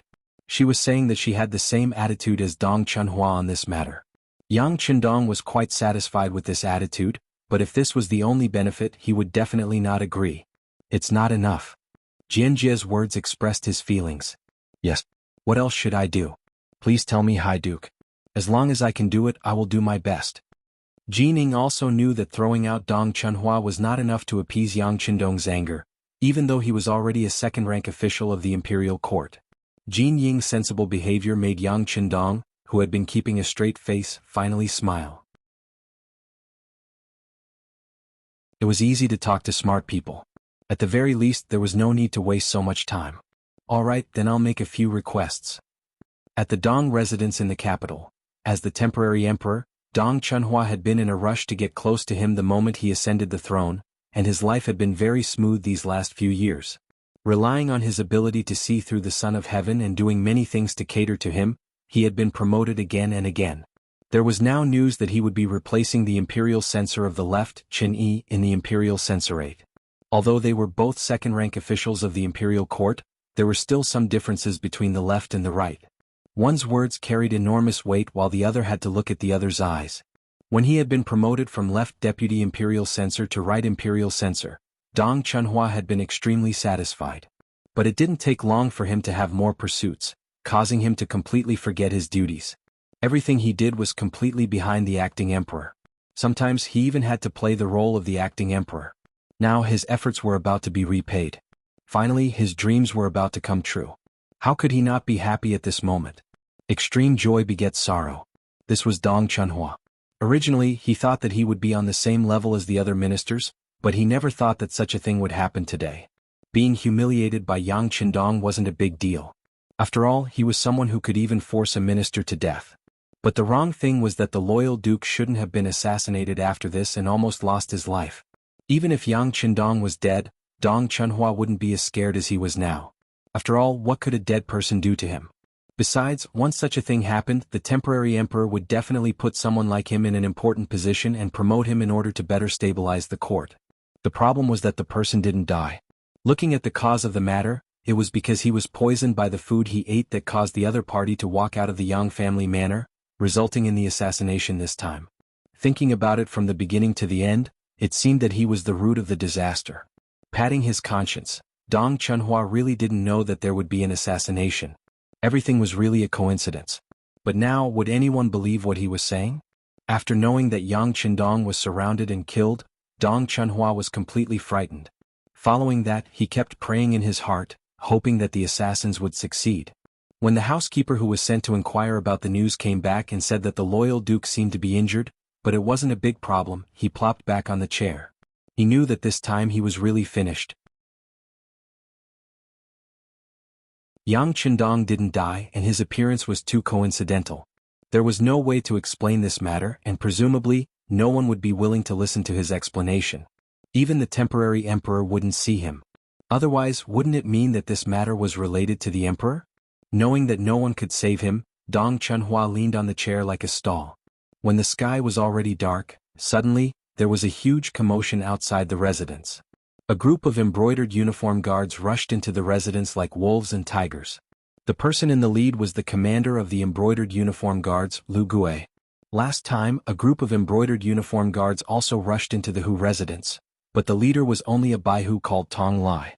Now that Lu Gui had appeared, it was obvious that there was no turning back. Lu Gui flashed the driver's license in his hand, then he looked at the flustered Dong Chunhua and said, "Master Dong, you are suspected of being involved in the murder of an important official. You are suspected of colluding with a foreign country. Now please come with us." Since the charges had been laid out, Dong Chunhua naturally wouldn't admit it. He hurriedly shook his head and said, "No. It must be a misunderstanding. Everything is a misunderstanding. I want to see the emperor. I want to see the emperor." Dong Chunhua was still making a final struggle, but Lu Gui wouldn't give him such a chance. His eyes were cold as he shook his head. "Master Dong, you should save these words for the imperial edict and the cold torture instruments. Come, take him away." Dong Chunhua had been taken away. It could be foreseen that such a big thing had happened, almost taking the lives of Jining and the commander of the brocade guards. In addition, Dai Zong also had to take an evasive attitude. His future was already set in stone, and he would die without a doubt. At the same time, in the Yang Manor, the 9 members of the first guard who had died in battle were undergoing a solemn memorial service. Yang Qindong personally attended, his expression solemn. 2 years ago he had dealt with the Minister of Justice, Yu Shiyue. 2 years later, another second-rank official was also arrested because he had offended the Duke of Loyalty. Once this matter was out, Yang Qindong's reputation was once again expanded. It also caused more people to fear the Duke from the bottom of their hearts. Not long after this incident, the imperial edict eunuch in the palace went to the Hu residence and announced a series of appointments. He appointed Hu Zhangning as a member of the Embroidered Uniform Guards, secondary 3rd rank. Hu Zhangning was originally a guardian, 5th rank, the right commander of the 5 cities military department, and the general guarding the Yongding Gate. This was the request that Yang Qindong had made to Jining. With this assassination attempt, he had made it clear that he did not trust the Baiming army. Only his own father-in-law could be trusted. In order to repair the relationship between the two sides, Jining expressed his agreement. However, this appointment still had to be reported to the emperor for the final decision. Now that the appointment had been announced, it was a sign that Zhu Qiyu was conceding. Yang Qindong was even more gratified. With these official positions and titles, if anything happened in the capital, the Hu clan would have the power to protect itself. There was no need to worry too much. In the imperial palace, Jining was still kneeling in the main hall, her head lowered as she faced Zhu Qiyu on the golden dragon throne. She had already listed all of Yang Qindong's new requests. Other than the last one, the Duke of Loyalty's request for the title of king, all of his other requests had been approved. But because this request had not been approved, Jining was forced to remain kneeling on the ground. Rise. Seeing that Jining had been kneeling ever since she had returned, Zhu Qiyu couldn't bear to see her kneeling. Today's incident had nothing to do with Jining, and not only that, she had almost lost her life. Jining gave her thanks and stood up, but she did not leave. She continued to stand with her head lowered. Although she said nothing, her desire for an explanation was obvious. It's impossible to make him king. I'm not as stupid as some people who try to bribe people by making me king of a different surname. Give him a reply. In order to show our sincerity, we can think of other ways to compensate them. Zhu Qiyu's words were resolute and decisive, and there was no room for discussion. There was one more thing that Zhu Qiyu didn't say. For someone like Yang Qindong, even if you gave him the title of king, he wouldn't be able to use it. It would only strengthen his reputation. Therefore, he would never do such a thankless thing. Understanding the emperor's meaning, Jining nodded. Although he was indebted to Yang Qindong for not killing him today, everything he had now was bestowed upon him by the emperor in front of him. Based on this, he was very clear about his position. Very quickly, Jining sent someone to convey the emperor's intentions. He tactfully rejected the request to be conferred the title of king, saying that the time was not right. Then he proposed that in the future the supply of provisions to the first city could be transported from Tianjing to the capital. From there they could directly leave Jiyong Pass and pass through Shen Manor and Talu City. Northern Ming would not set up any obstacles, and the mercenaries would only need to pay the required amount of money to pass through.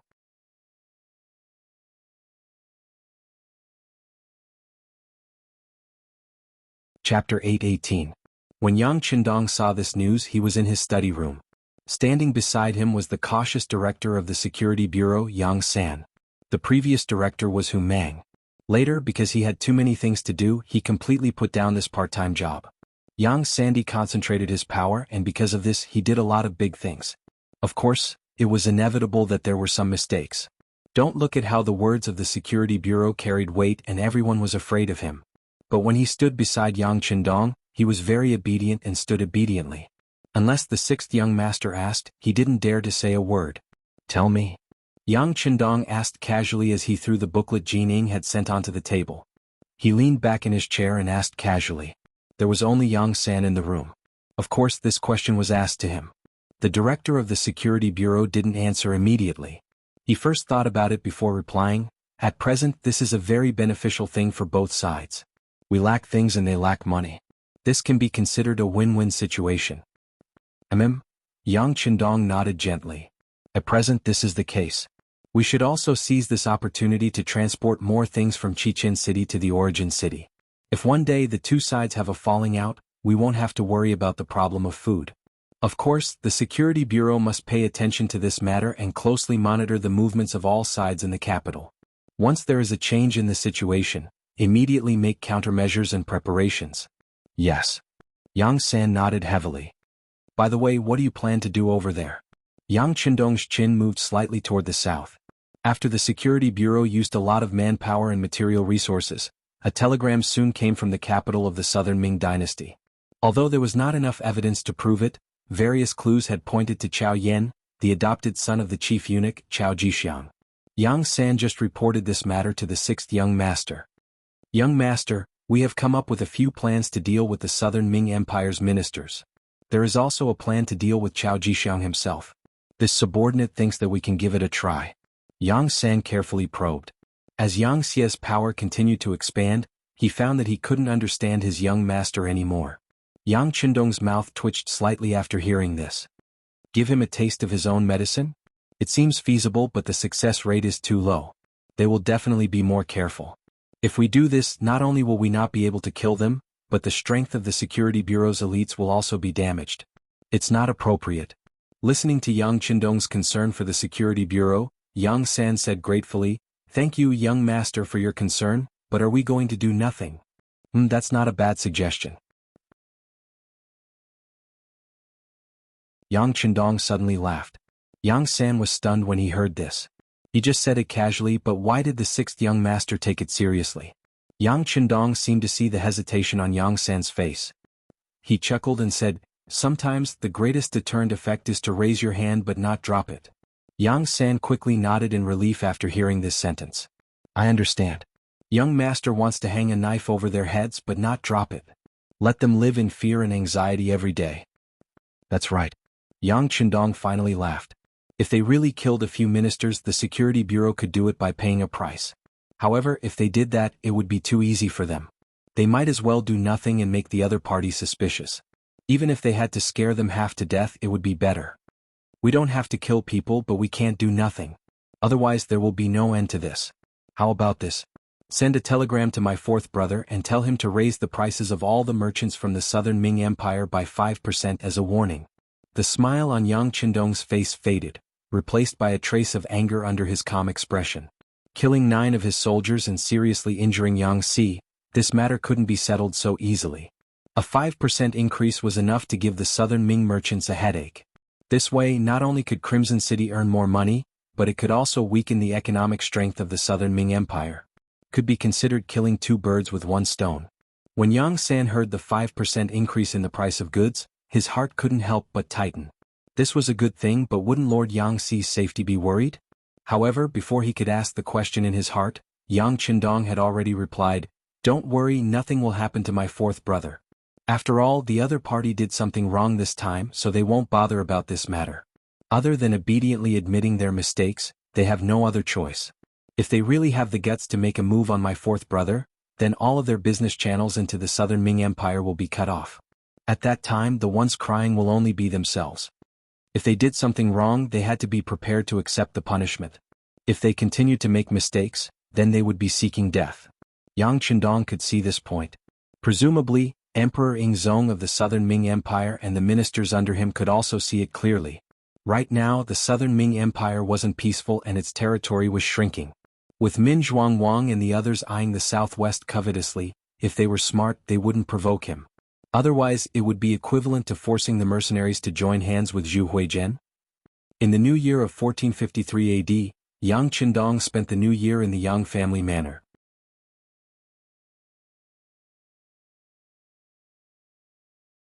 They had no choice but to move slowly. The Yang clan's group had brought far too many things, and there were also many women in the group. Thus, moving faster was an extravagant hope.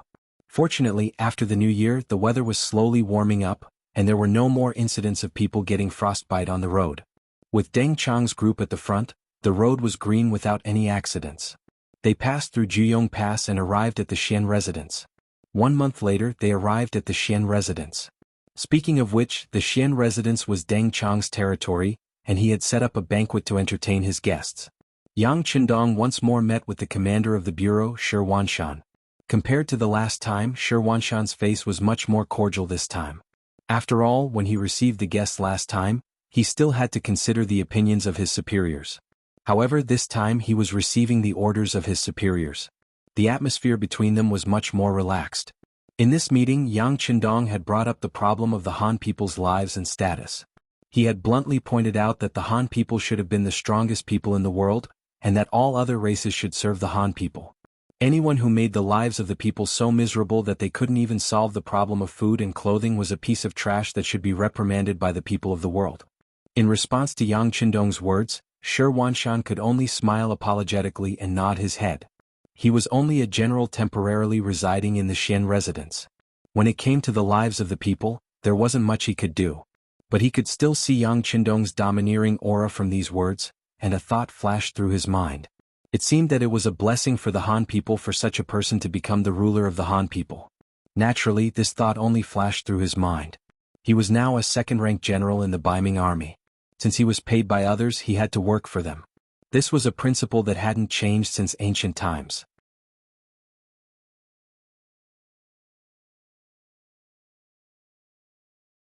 Chapter 8:19. In Xian City, Yang Qindong only stayed for 2 days before leaving. Deng Chang and Shi Wanshan followed everyone to Talu City. In this city, Lu Zhua of the 2nd Reinforced Cavalry Regiment was waiting.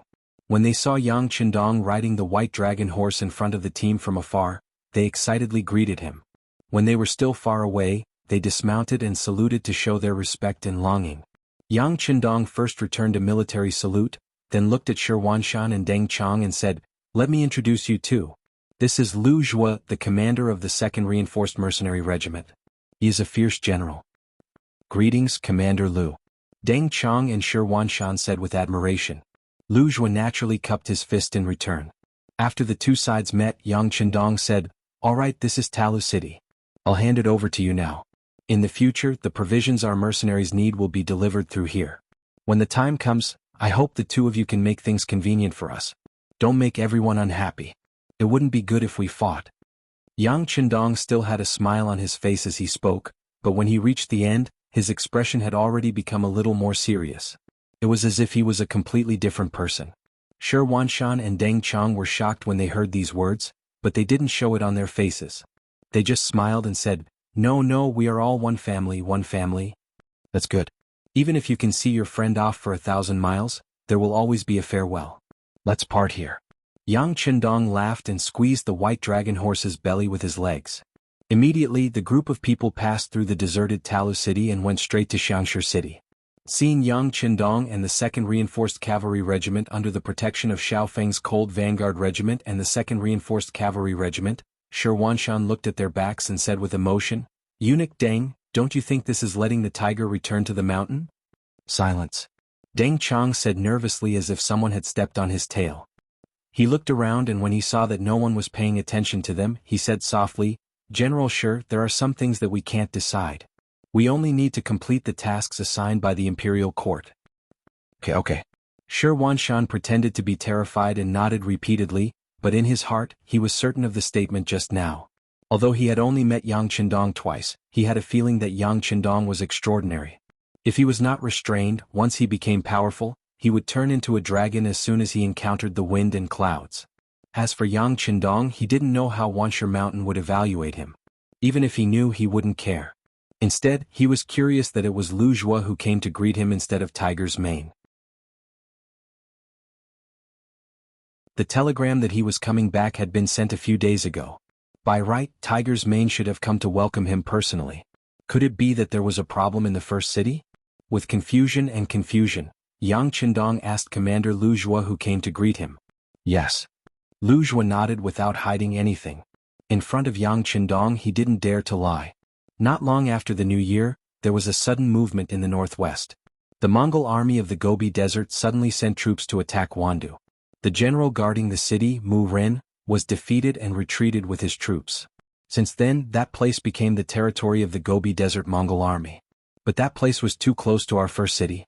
It was only more than 200 miles away. Under the rapid movement of the cavalry, it would soon threaten our safety. Commander Tiger was worried that there would be problems in the future, so he took advantage of the fact that the other party had not yet gained a firm foothold and deployed troops to attack there. There was really no time to come to Talu City to pick up the 6th young master, so he arranged for me to come with the 2nd Cavalry Regiment. Take down Wandu? Yang Qindong listened to Lu Zhua's introduction and nodded first. If this was the case, Wandu would absolutely not be allowed to be touched by others. As the saying goes, how could one allow others to sleep beside one's bed? But the problem came again. Even if everyone understood this problem, what did the Gobi Desert Mongol army think? They knew that the mercenaries would not give up and would not allow them to touch the surrounding area of the first city. So why did they occupy that place? At this time there was still snow on the grassland. It was not a good season for grazing. Even if it was, a small place like Wandu should not let the Gobi Desert Mongol army take such a big risk. Intuition suddenly told Yang Qindong that something was not right. Yang Qindong's expression changed and he said to Beta Persei beside him, "Quick, send a telegram immediately to ask the first city if Tiger's Mane has sent troops. If not, ask them to postpone it." Seeing the sixth young master's expression change dramatically, Beta Persei quickly agreed and asked someone to send a telegram. Not long after, there was a reply to the telegram. Tiger's Mane had already set off 3 days ago and should have already fought with the Gobi Desert Mongol army. Speed up the march and get back to the first city as soon as possible. Yang Qindong, who heard the news, stopped talking and took the initiative to speed up. In view of Yang Qindong's performance, the others also began to speed up involuntarily. Only half a day later, a new telegram was sent to Yang Qindong.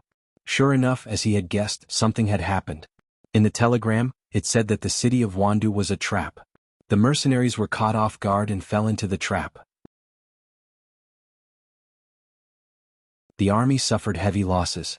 In the end, the Tatar cavalry led by Su He fought desperately to open up a bloody path. Now they had fled back to the first city and the pursuers were close to the first city. There was a long list of losses at the bottom of the telegram.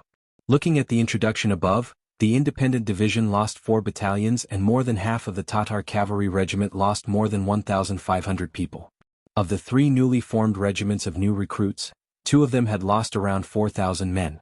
The most miserable one was the cavalry regiment, which had a total of 3,200 men. In the end, less than 500 managed to escape.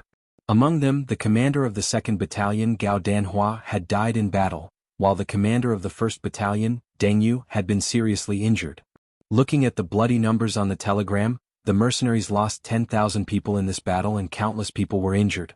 Yang Qindong's face was terrifyingly gloomy at this moment.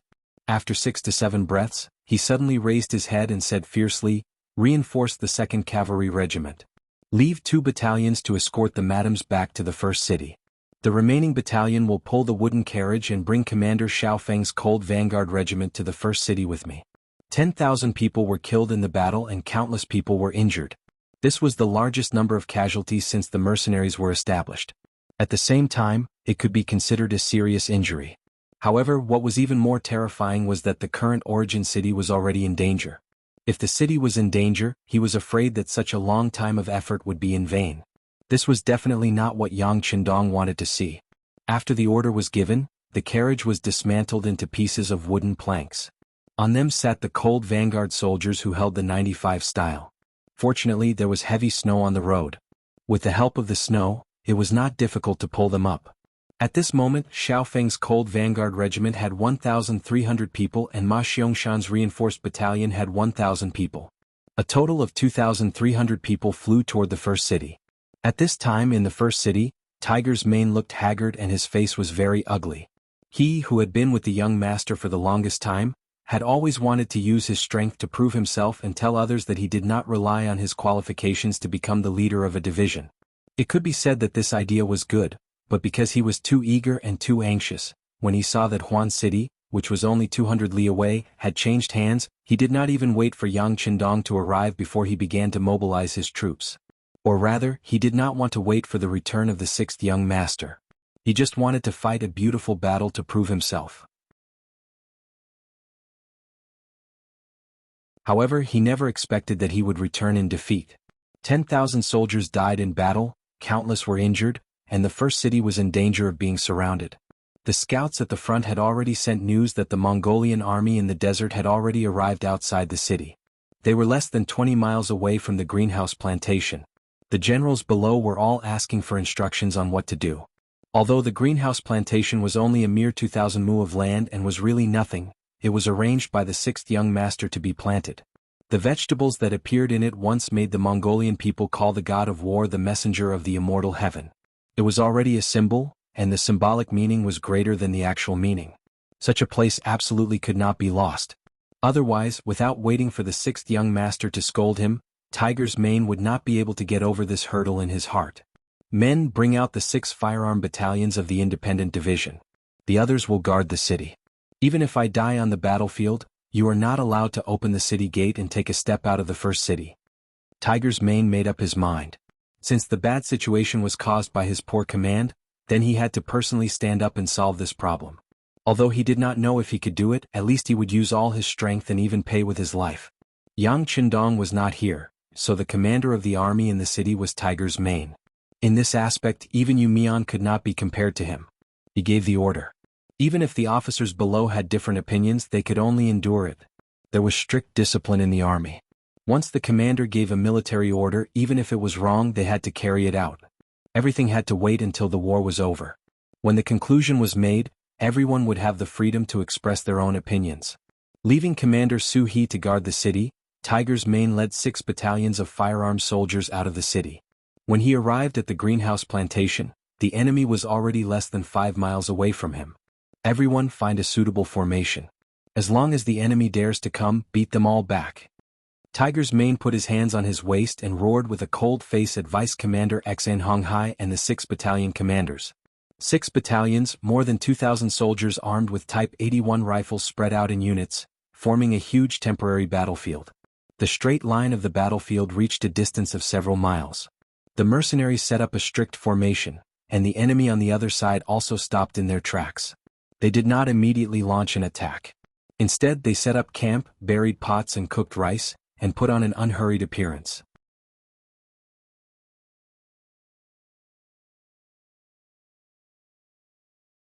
Chapter 820. In the temporary tent, Swade sat at the head of the table. As the main commander of this battle and the one who had sent the most troops, he had the right to sit in this position. However, the people sitting on the left and right of the Khan were even more surprising. Speaking of which, they were Yang Qindong's old friends Aga Dorji and Fan Yuhai. Needless to say, Agar Dorji's 50,000 cavalry had been defeated at the hands of Yang Qindong, and even his son Hararuku had been lost. If General Su He had not stepped in at the critical moment, he and his son would not have been able to escape. However, when they were completely safe and no one could threaten them, when the father and son were finally reunited, not only were they not grateful to Su He, they even scolded him for being disloyal after drinking. This strange father and son even blamed Su He for their defeat, believing that it was because he was greedy and afraid of death that he did not fulfill his responsibilities, which led to the final defeat. They had been brooding over this matter and had been looking for an opportunity to take revenge. It was at this time that they encountered another cavalry unit on the grassland. Both sides immediately got on their horses and carriages as if they were going to fight. But in the end, they did not fight because the other party's general took the initiative to come out and say that he wanted to have a good talk with them. From afar, Agar Dorji noticed that the enemy had about 15,000 cavalry, which was about the same as his own army. But the difference was that he had brought some defeated soldiers and some men who had just been abducted from all over the grassland. Once the battle started, he wasn't completely sure how much combat strength they could exert. He wasn't even completely sure if they would turn around and run away when the battle started. With such an army, it was naturally best to avoid a fight if possible. Just like this, Agar Dorji met with the enemy General Fan Yuhai in front of the two armies. Through their conversation, he learned about the other party's background. Unexpectedly, the other party was also a defeated army that had escaped from the Jianghu kingdom in the south of the Great Ming dynasty. Even the other party's cavalry was mostly captured and plundered along the way, which was very similar to his own. However, this was not the end of it. What was even more similar was that they had both been defeated by Yang Qindong. At this time, the two sides had found a common language and for a time, they hit it off and regretted that they had not met earlier. What was even more rare was that this general called Fan Yuhai took the initiative to lower his status, stating that as long as they could defeat Yang Qindong's mercenaries, he was willing to respect Agar Dorji, which made the latter very happy. Originally, he thought that he had lost his main army, and he did not know how long it would take for him to rise again. Who would have thought that an opportunity appeared so soon? Overjoyed, he immediately agreed, and the two sides became allies with Agar Dorji as the leader. Fan Yuhai was a famous general in Jianghu, and had even brought a lot of trouble to Yang Qindong. However, because this person was very good at seeing the big picture, every time the situation was dangerous, he would always be the first to escape, which made Yang Qindong unable to catch him several times. After several exchanges, Fan Yuhai could also see that he was really not Yang Qindong's opponent. Although he was a proud person and usually did not put others in his eyes, he had to admit in his heart that whether it was the grasp of the battlefield or the fighting strength of the army, he was indeed inferior to Yang Qindong. Fan Yuhai could not help but feel like he was born in the east.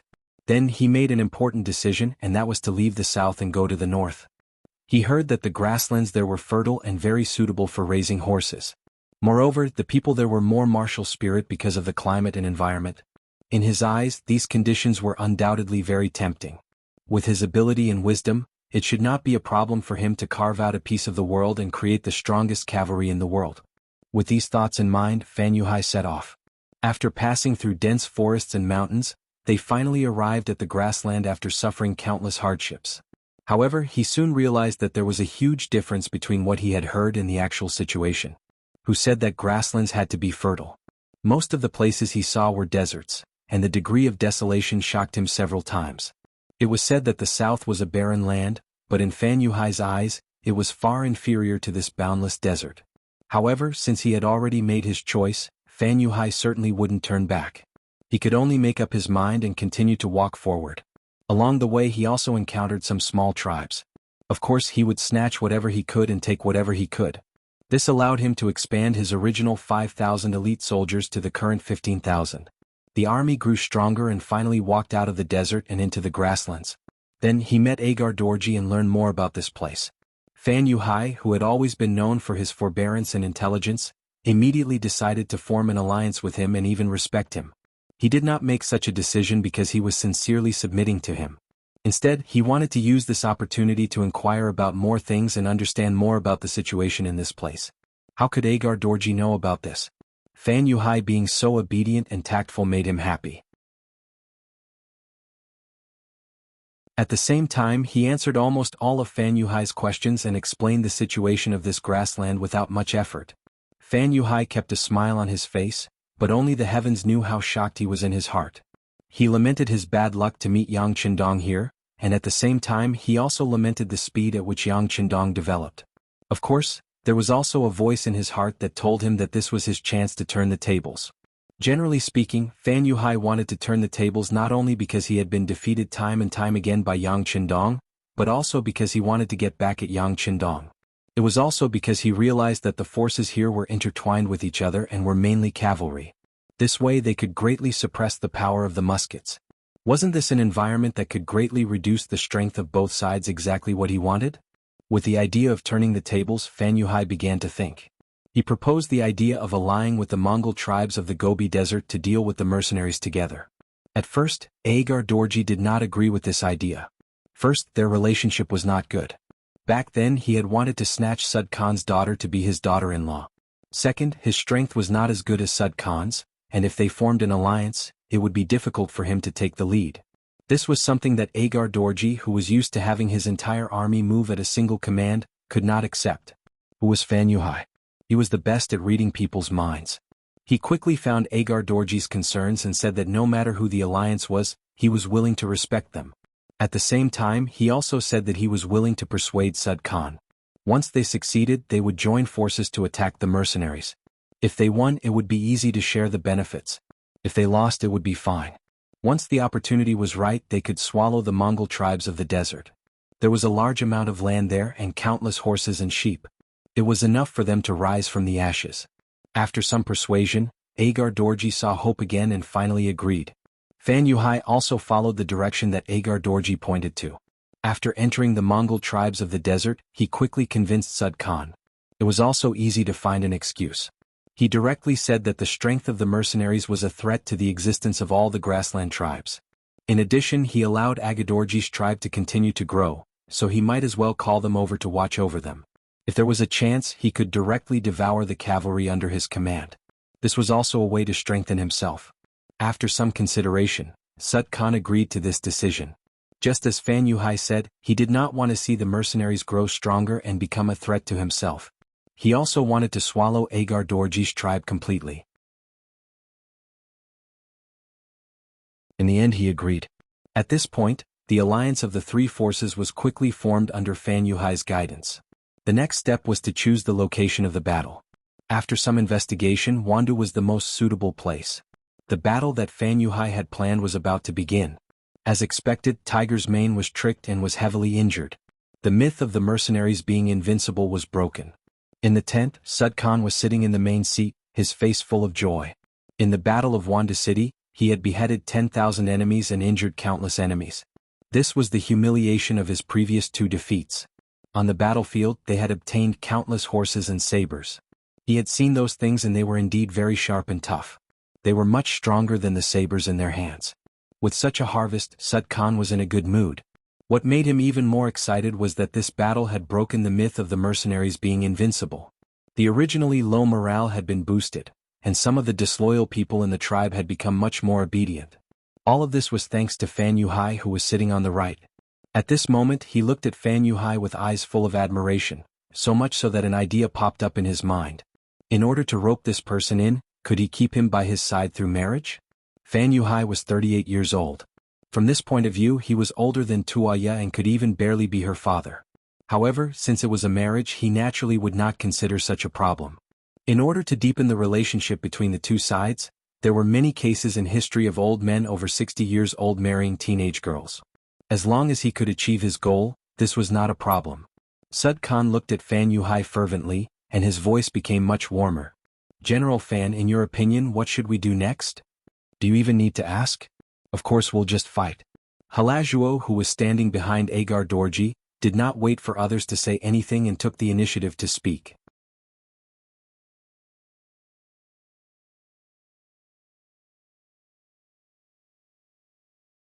Chapter 821.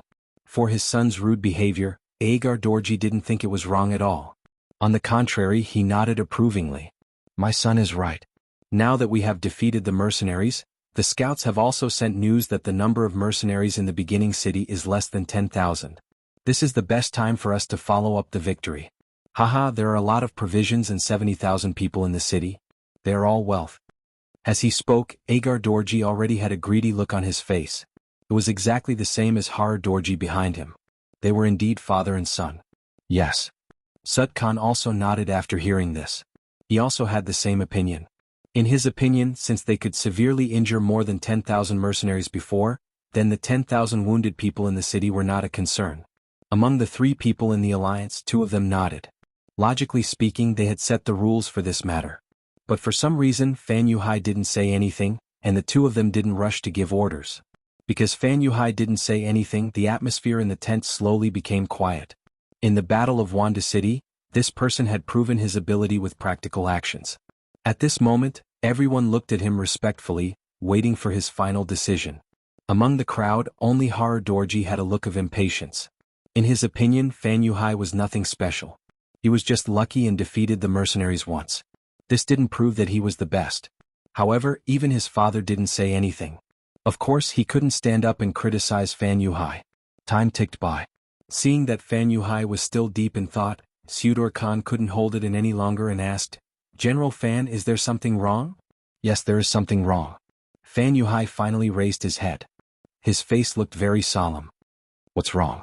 Agar Dorji's mouth was quick. He leaned forward and looked impatient. If this person didn't say anything, he wouldn't give up. Report. At this moment, the voice of a scout suddenly came from outside the tent. Then, a man wearing a typical Mongolian costume entered the tent and knelt on the ground. He looked up and said to Sud Khan, Khan, the scout found an army in the southeast. There are about 2,000 people. Army? Have you found out who it is? Suda's confident smile disappeared in an instant. Could it be that a nearby tribe saw an opportunity and wanted to take a share of the pie? Without making the Sud wait for too long, the kneeling scout raised his head and said, reporting to the Khan, it's too far away to see clearly, but judging from the flag it should be the flag of the war god. What? At this moment, not only did Suder yell out in surprise, even Agadorji, who was sitting on the left, had a look of shock on his face. When ancient armies marched to war, they would each have their own flag, just like mercenaries. Most of them would use the 5-star flag, but wherever Yang Qindong appeared, unless they wanted to hide their identity, they would hang the 2 words war god, to show their military might. Since the scout said that the other party was using the flag of the war god, needless to say, it should be Yang Qindong who appeared. As the saying goes, a person's name is like a tree's shadow. When they heard the name Yang Qindong, it was normal for the 3 people who had lost to him to change their expressions. The reason why they dared to set a trap in Yunda City was because they knew that Yang Qindong had gone to Baiming's capital and was not in the origin city. Otherwise, it was unknown whether they would dare to fight with the mercenaries so openly. Sud Khan and Agadorji did not speak. Even Fan Yuhai, who was sitting on the right, did not speak. They all needed time to digest the news they had just received. The scouts on the grassland were fast, had good horsemanship, and were very vigilant. However, they had a fatal weakness, which was that they could only show off in their own territory. They were not strong enough to extend their tentacles to other places, such as Ming's capital. They did not have any basis for when Yang Qindong would come back. Everything was just guessing. But at such a critical time, the other party appeared and caught them off guard. After an unknown period of time, Sud Khan, who was sitting at the head of the table, finally could not help but say, "Everyone, what should we do next? Should we fight or not? Why should we not fight?" Hararuo did not wait for the others to express their opinions and was the first to speak. He was captured by Yang Qindong and regarded it as the greatest shame of his life. Even in his dreams he was thinking about how to turn the tables. Now that they had finally grasped the advantage, if they retreated just because they heard a name, wouldn't it prove that they were afraid of the great Ming's loyal duke? If they did not even have the courage to fight, how could they talk about revenge? Shut up. Unlike before when he allowed his son to interrupt, Agar Dorji finally scolded and then closed his mouth tightly. Back then the 50,000 soldiers were defeated by Yang Qindong. This was indeed a shadow in his heart, a shadow that could not be erased and even made him afraid when he thought of it. Seeing Agar Dorji's performance, Sud Khan was very disappointed. Previously he was so fearless and looked like he was going to attack the first city. Now just a name scared him to this extent. If such an ally wanted to achieve great things, it could only be a joke. Since he didn't have much hope for Agar Dorj, Swade could only look at Fan Yuhai. Fan Yuhai was calm and collected, so his decisions were highly valued. Fan Yuhai was indeed deep in thought at this moment. His understanding of Yang Qindong was no less than Suda and the others. In fact, he knew more. Because of this, he was very clear about what kind of ability this person had. To be honest, he was not prepared to fight with Yang Qindong because he did not have the slightest confidence in winning. Sud Khan was still Agar Dorji. Although he also had a large number of soldiers, they were all cavalry. However, when facing Yang Qindong, would he be able to display his full strength? Sud Khan felt that it was impossible. It was not easy for him to have the courage to rush up and not run away. A real man knows when to yield and when to stand tall. Since he knows that he can't win, then he won't fight. In any case, the battle had just begun. If he wanted to fight, there would be many opportunities in the future. Let's retreat. The advantage of cavalry is in charging on the battlefield, not sieging and conquering. This time the other party is prepared, so it will be difficult for us to gain any benefits. Since that's the case, it is better to wait for the other party to attack us. In that case, in a mobile battle, the power of their guns will be reduced to the minimum, which is the most beneficial for us. After thinking for a while, Fan Yuhai finally made a decision. After hearing this, he could even hear Sud Khan and Agar Dorji heaving a sigh of relief. Good. Since that's the case, I also agree to withdraw. Just as Agar Dorji finished speaking, Sud Khan nodded. Since that's the case, we will retreat to Wandu city first and look for an opportunity. The Mongol Alliance army, who had been eyeing the first city covetously and wanted to destroy the first city, retreated. When Yang Qindong arrived with Xiaofeng's cold vanguard regiment, he saw the other party retreating. "Sixth young master, should we charge up?" Ma Xiangshan's eyes were filled with killing intent as he asked excitedly. "No need." Yang Qindong shook his head. Xiaofeng's cold vanguard regiment had just come into contact with warhorses, so their horsemanship training still needed to be strengthened. At this time they gave up the advantage of guns and charged up. Even if they fought, they would not have much chance of winning. Once they forced the other party, they might be bitten back. This was not what he wanted to see. Right now, stabilizing the situation in the first city and restoring the fighting power of the soldiers was the right thing to do. As for the enemy in front of him, he would let them be proud for 2 days. The enemy retreated. Yang Qindong did not intend to chase after them. He brought the somewhat disappointed Xiaofeng's regiment and Ma Xiangshan's battalion back to the first city. At the city gate, in the cold weather, Tiger's Mane was kneeling naked with a few dried branches tied to his back. Behind him, there was a group of officers kneeling. Among them, Su He Juefeng and the others were also in the crowd. Hee. Seeing this scene, Yang Qindong could not help but laugh out loud.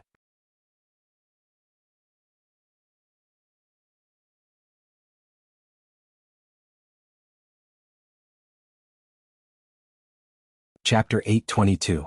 Under Yang Qindong's signal, Beta Persei also found a military coat and put it on Tiger's Mane. Then everyone followed the sixth young master into the city. Although they had only been away for 3 months, the atmosphere in the city had changed. It was not as noisy as before. Even the number of people walking on the streets seemed to have decreased a lot. This was the reaction and result after a defeat. Yang Qindong saw this, but he did not say a word. The team arrived at the Yang mansion. After Xiaofeng's group was settled in the barracks, Tiger's Mane, Windchaser, and Su He all knelt on the ground. They were smart enough to know that this was the time for the 6th young master to punish them. Yang Qindong did not reprimand them in front of so many people because he wanted to save them face. After all, they were all leaders. If they were scolded too harshly in front of their subordinates, it would not be beneficial for them to lead and command troops in the future. Since there were no outsiders, Yang Qindong casually found a chair and sat down. He glanced at the 3 people kneeling on the ground and said, "Tell me what's going on?" Although he knew from the telegram that they were defeated, it did not explain what had happened. Without understanding, there was no right to speak. Yang Qindong wanted to know how the other party defeated Tiger's Mane and the others. After all conspiracies and tricks depended on one's own strength in the end. It was like a 3-year-old child. No matter how good he was at scheming, it would be difficult for him to defeat a 20-year-old strong man. "It's like this," Tiger's Mane said. Su He and Windchaser added on. The process of the matter was clearly shown in front of Yang Qindong. The Mongols of Gobi Desert suddenly launched a large-scale attack on Wandu. To the outside world, the reason was that they had betrayed the Mongols of Gobi Desert. They were here to seek revenge. Mu Ren, the general of Yundu who had a guilty conscience and whose military strength was far inferior to the other side, wisely chose to leave and give up the city. After the news spread to the beginning city, Tiger's Man gathered the officers for a meeting. After discussion, they finally decided to take down Wandu City to reduce the threat that could threaten their existence at any time. After the decision was made, the corresponding military plan was carried out. The Independent Division was the main offensive force. Vice Division Commander Xan Honghai led 8 battalions and the 1st New Recruit Regiment to carry out the mission. On the left, the 1st Cavalry Regiment was the main offensive force. Regiment Commander Zhui Feng led the 1st New Recruit Regiment and the 2nd New Recruit Regiment followed. On the right, the Tatar Cavalry Regiment was the main offensive force. Regiment Commander Su He led the 3rd New Recruit Regiment followed. A total of 16,000 people launched a fierce attack on the city. Division Commander Tiger's Man would lead the remaining 8 battalions of the Independent Division, as well as Su Yunqing's Reconnaissance Battalion and Logistics Battalion to stay behind. They would be in charge of the security of the city and the supply of the army. Even 3 new regiments were sent out. This in itself was enough to explain the problem. This was originally a training operation. It was to bring the new recruits to experience the atmosphere of the battlefield, so that they could adapt to this environment faster and better. It was just a Wandu city. Facing the Mongol troops of the Gobi Desert who had been defeated by them again and again, no one put them in their eyes. And the facts also proved that it didn't take long to take down Wandu city. The army just charged and scared the enemy away and occupied the city. And all the changes began to happen from this moment. Just as the army occupied Wandu city and was cheering for victory, suddenly one explosion after another sounded in the city, followed by flames that soared high into the sky. The unprepared mercenaries were hit head-on. The explosion and flames devoured their lives and disrupted their battle formation. After the event, the number of soldiers who were burned to death by the explosion was close to 5,000. Other than that, there were at least 2,000 soldiers who were injured or burned. The chaos didn't end there.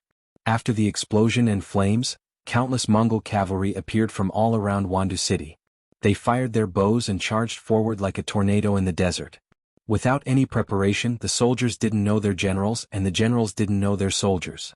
In the chaotic battlefield, facing the sudden appearance of the Mongol cavalry, the mercenaries panicked. On the battlefield, there was a one-sided situation and a one-sided massacre had begun. At this point, Tiger's Mane raised his head and looked at the silent Yang Qindong and said, "The generals are still very brave." Many of the soldiers who were burned took the initiative to take up the role of providing cover. For example, Gao Danhua, the 2nd Battalion commander of the 1st Cavalry Reinforced Regiment, was in the sea of flames. More than 40% of his body was burned, but he still raised his sword and led the soldiers to charge at the enemy. In the end, he died on the battlefield. "In this battle, we lost 10,000 soldiers and more than 4,000 were injured. Young master, it's all my fault. I made a mistake in my command. Please punish me." At the end of his speech, Tiger's Mane knocked his head on the ground again and again. Soon his forehead started to bleed, drop by drop. Enough. In the dull hall, Yang Qindong's roar finally came out. You are not sorry to me but to the soldiers who died on the battlefield. Do you know how many families their deaths brought pain that can't be erased for a lifetime? With this roar, Tiger's Mane didn't dare to make a sound. He just lowered his head and cried. Wind-chasing Wolf and Su He, who were kneeling on the side, also looked very gloomy. This time, Hu Mang, who was the commander of the army, was mainly responsible. But as his deputy, he didn't stop it and didn't find the problem. He was also guilty. The room became quiet again. After Yang Qindong shouted, his chest kept rising and falling. It was obvious that he was really angry. Beta Persei saw all of this and was also very worried. He stepped forward and whispered, "Young master, take care of your body. It's bad for your body to be angry." Yang Qindong sighed and then waved his hand. Forget it. This time you are indeed responsible. But where did the fire come from? How did the Mongolian tribe in the north set you on fire? This is the main reason. Let me ask you, have you found out the reason? No. Tiger's Mane raised his head again, but the shame on his face was even heavier. This result seemed to be within Yang Qindong's expectations. He could also understand. After losing to such an extent, everyone was only thinking about how to defend the city. How could they have time to think about other things? He didn't say anything about it and just summed up this defeat. The three of you are senior officers. Each of you will be recorded with a major demerit and your salary will be deducted for a year. If you commit the same mistake again, you will be removed from the military. Do you have any objections? No. Tiger's Mane and the other two couldn't help but tremble when they heard this. That was a major demerit. This was a very serious warning. According to the rules, if they committed the same mistake again within a year, they would have no chance to be in the military. However, compared to the soldiers who died, this result was not so hard to accept. Alright, I'll say it again. There is no such thing as a permanent victory in war. Since we lost today, we need to learn from our experience and not make the same mistake again. Now let's think about how to raise the morale of the soldiers. Just now you said that everyone's performance in the battle was not bad. Do you have any examples? Yang Qindong had already punished them. The dead could not be brought back to life. He had to continue his career. He couldn't just stop because of a defeat. Yes, there is. Tiger's Mane raised his head and immediately reported what he heard and understood. A new idea began to form in Yang Qindong's mind with these reports. On the third day after Yang Qindong entered the origin city, his family also came to the origin city. Before they came, they had heard a lot about this city, but everything was just in their imagination. However, when they really entered this place, all kinds of exclamations naturally came out from their mouths. The origin city was naturally much worse than the capital of Baiming. It was even a little worse than the old city like Shen Mansion. However, after walking through the snow and seeing the vast white grassland, it was very difficult to see such a big city here. After only 2 days, the number of people on the streets of the city had begun to increase. The messenger of longevity heaven had returned. The god of war had returned. This was like a shot in the arm for everyone, allowing the people in the city to see hope again. If Yang Qindong's return was a kind of spiritual stimulation, then the compensation for the soldiers' death that was distributed to the people in the past 2 days was real. They could see and feel the benefits. Under Yang Qindong's order, the treasury in the city was opened. More than half of the accumulated money was taken out to pay the families and relatives of the soldiers who died in the battle. When the real money was openly sent to the families of the Mongolian people by the mercenaries, the shock naturally appeared. The Mongolians were said to be a race on horseback because they had been in contact with the idea of the weak being prey to the strong since they were young. They paid attention to the strong being respected. The strong enjoyed everything and got everything. As for the weak, or even the dead, no matter how powerful they were when they were alive, they were just a pile of white grain after death. Just like Genghis Khan, he lived at the bottom for several years after his father's death. The strong enjoyed everything and the dead turned into ashes. This seemed to have become an iron law on the grassland. But now Yang Qindong had broken all the rules. The families of the dead soldiers received generous compensation in gold and silver. Although this couldn't bring the dead back to life, and couldn't make some people forget the joy of losing their loved ones, it was still better than not receiving anything. Especially when they received a lot. The dead soldiers each received at least 50 taels of compensation. Those who were officers would receive even more. You're tuning in to the Han Li's Wuxia Adventures YouTube channel. We're so grateful for your support and don't forget to subscribe to join us on this incredible journey through captivating stories. Your generosity through donations truly makes a world of difference, as it's the primary source of revenue that allows me to expand and enhance this channel for you. Thank you from the bottom of my heart for being a part of this adventure.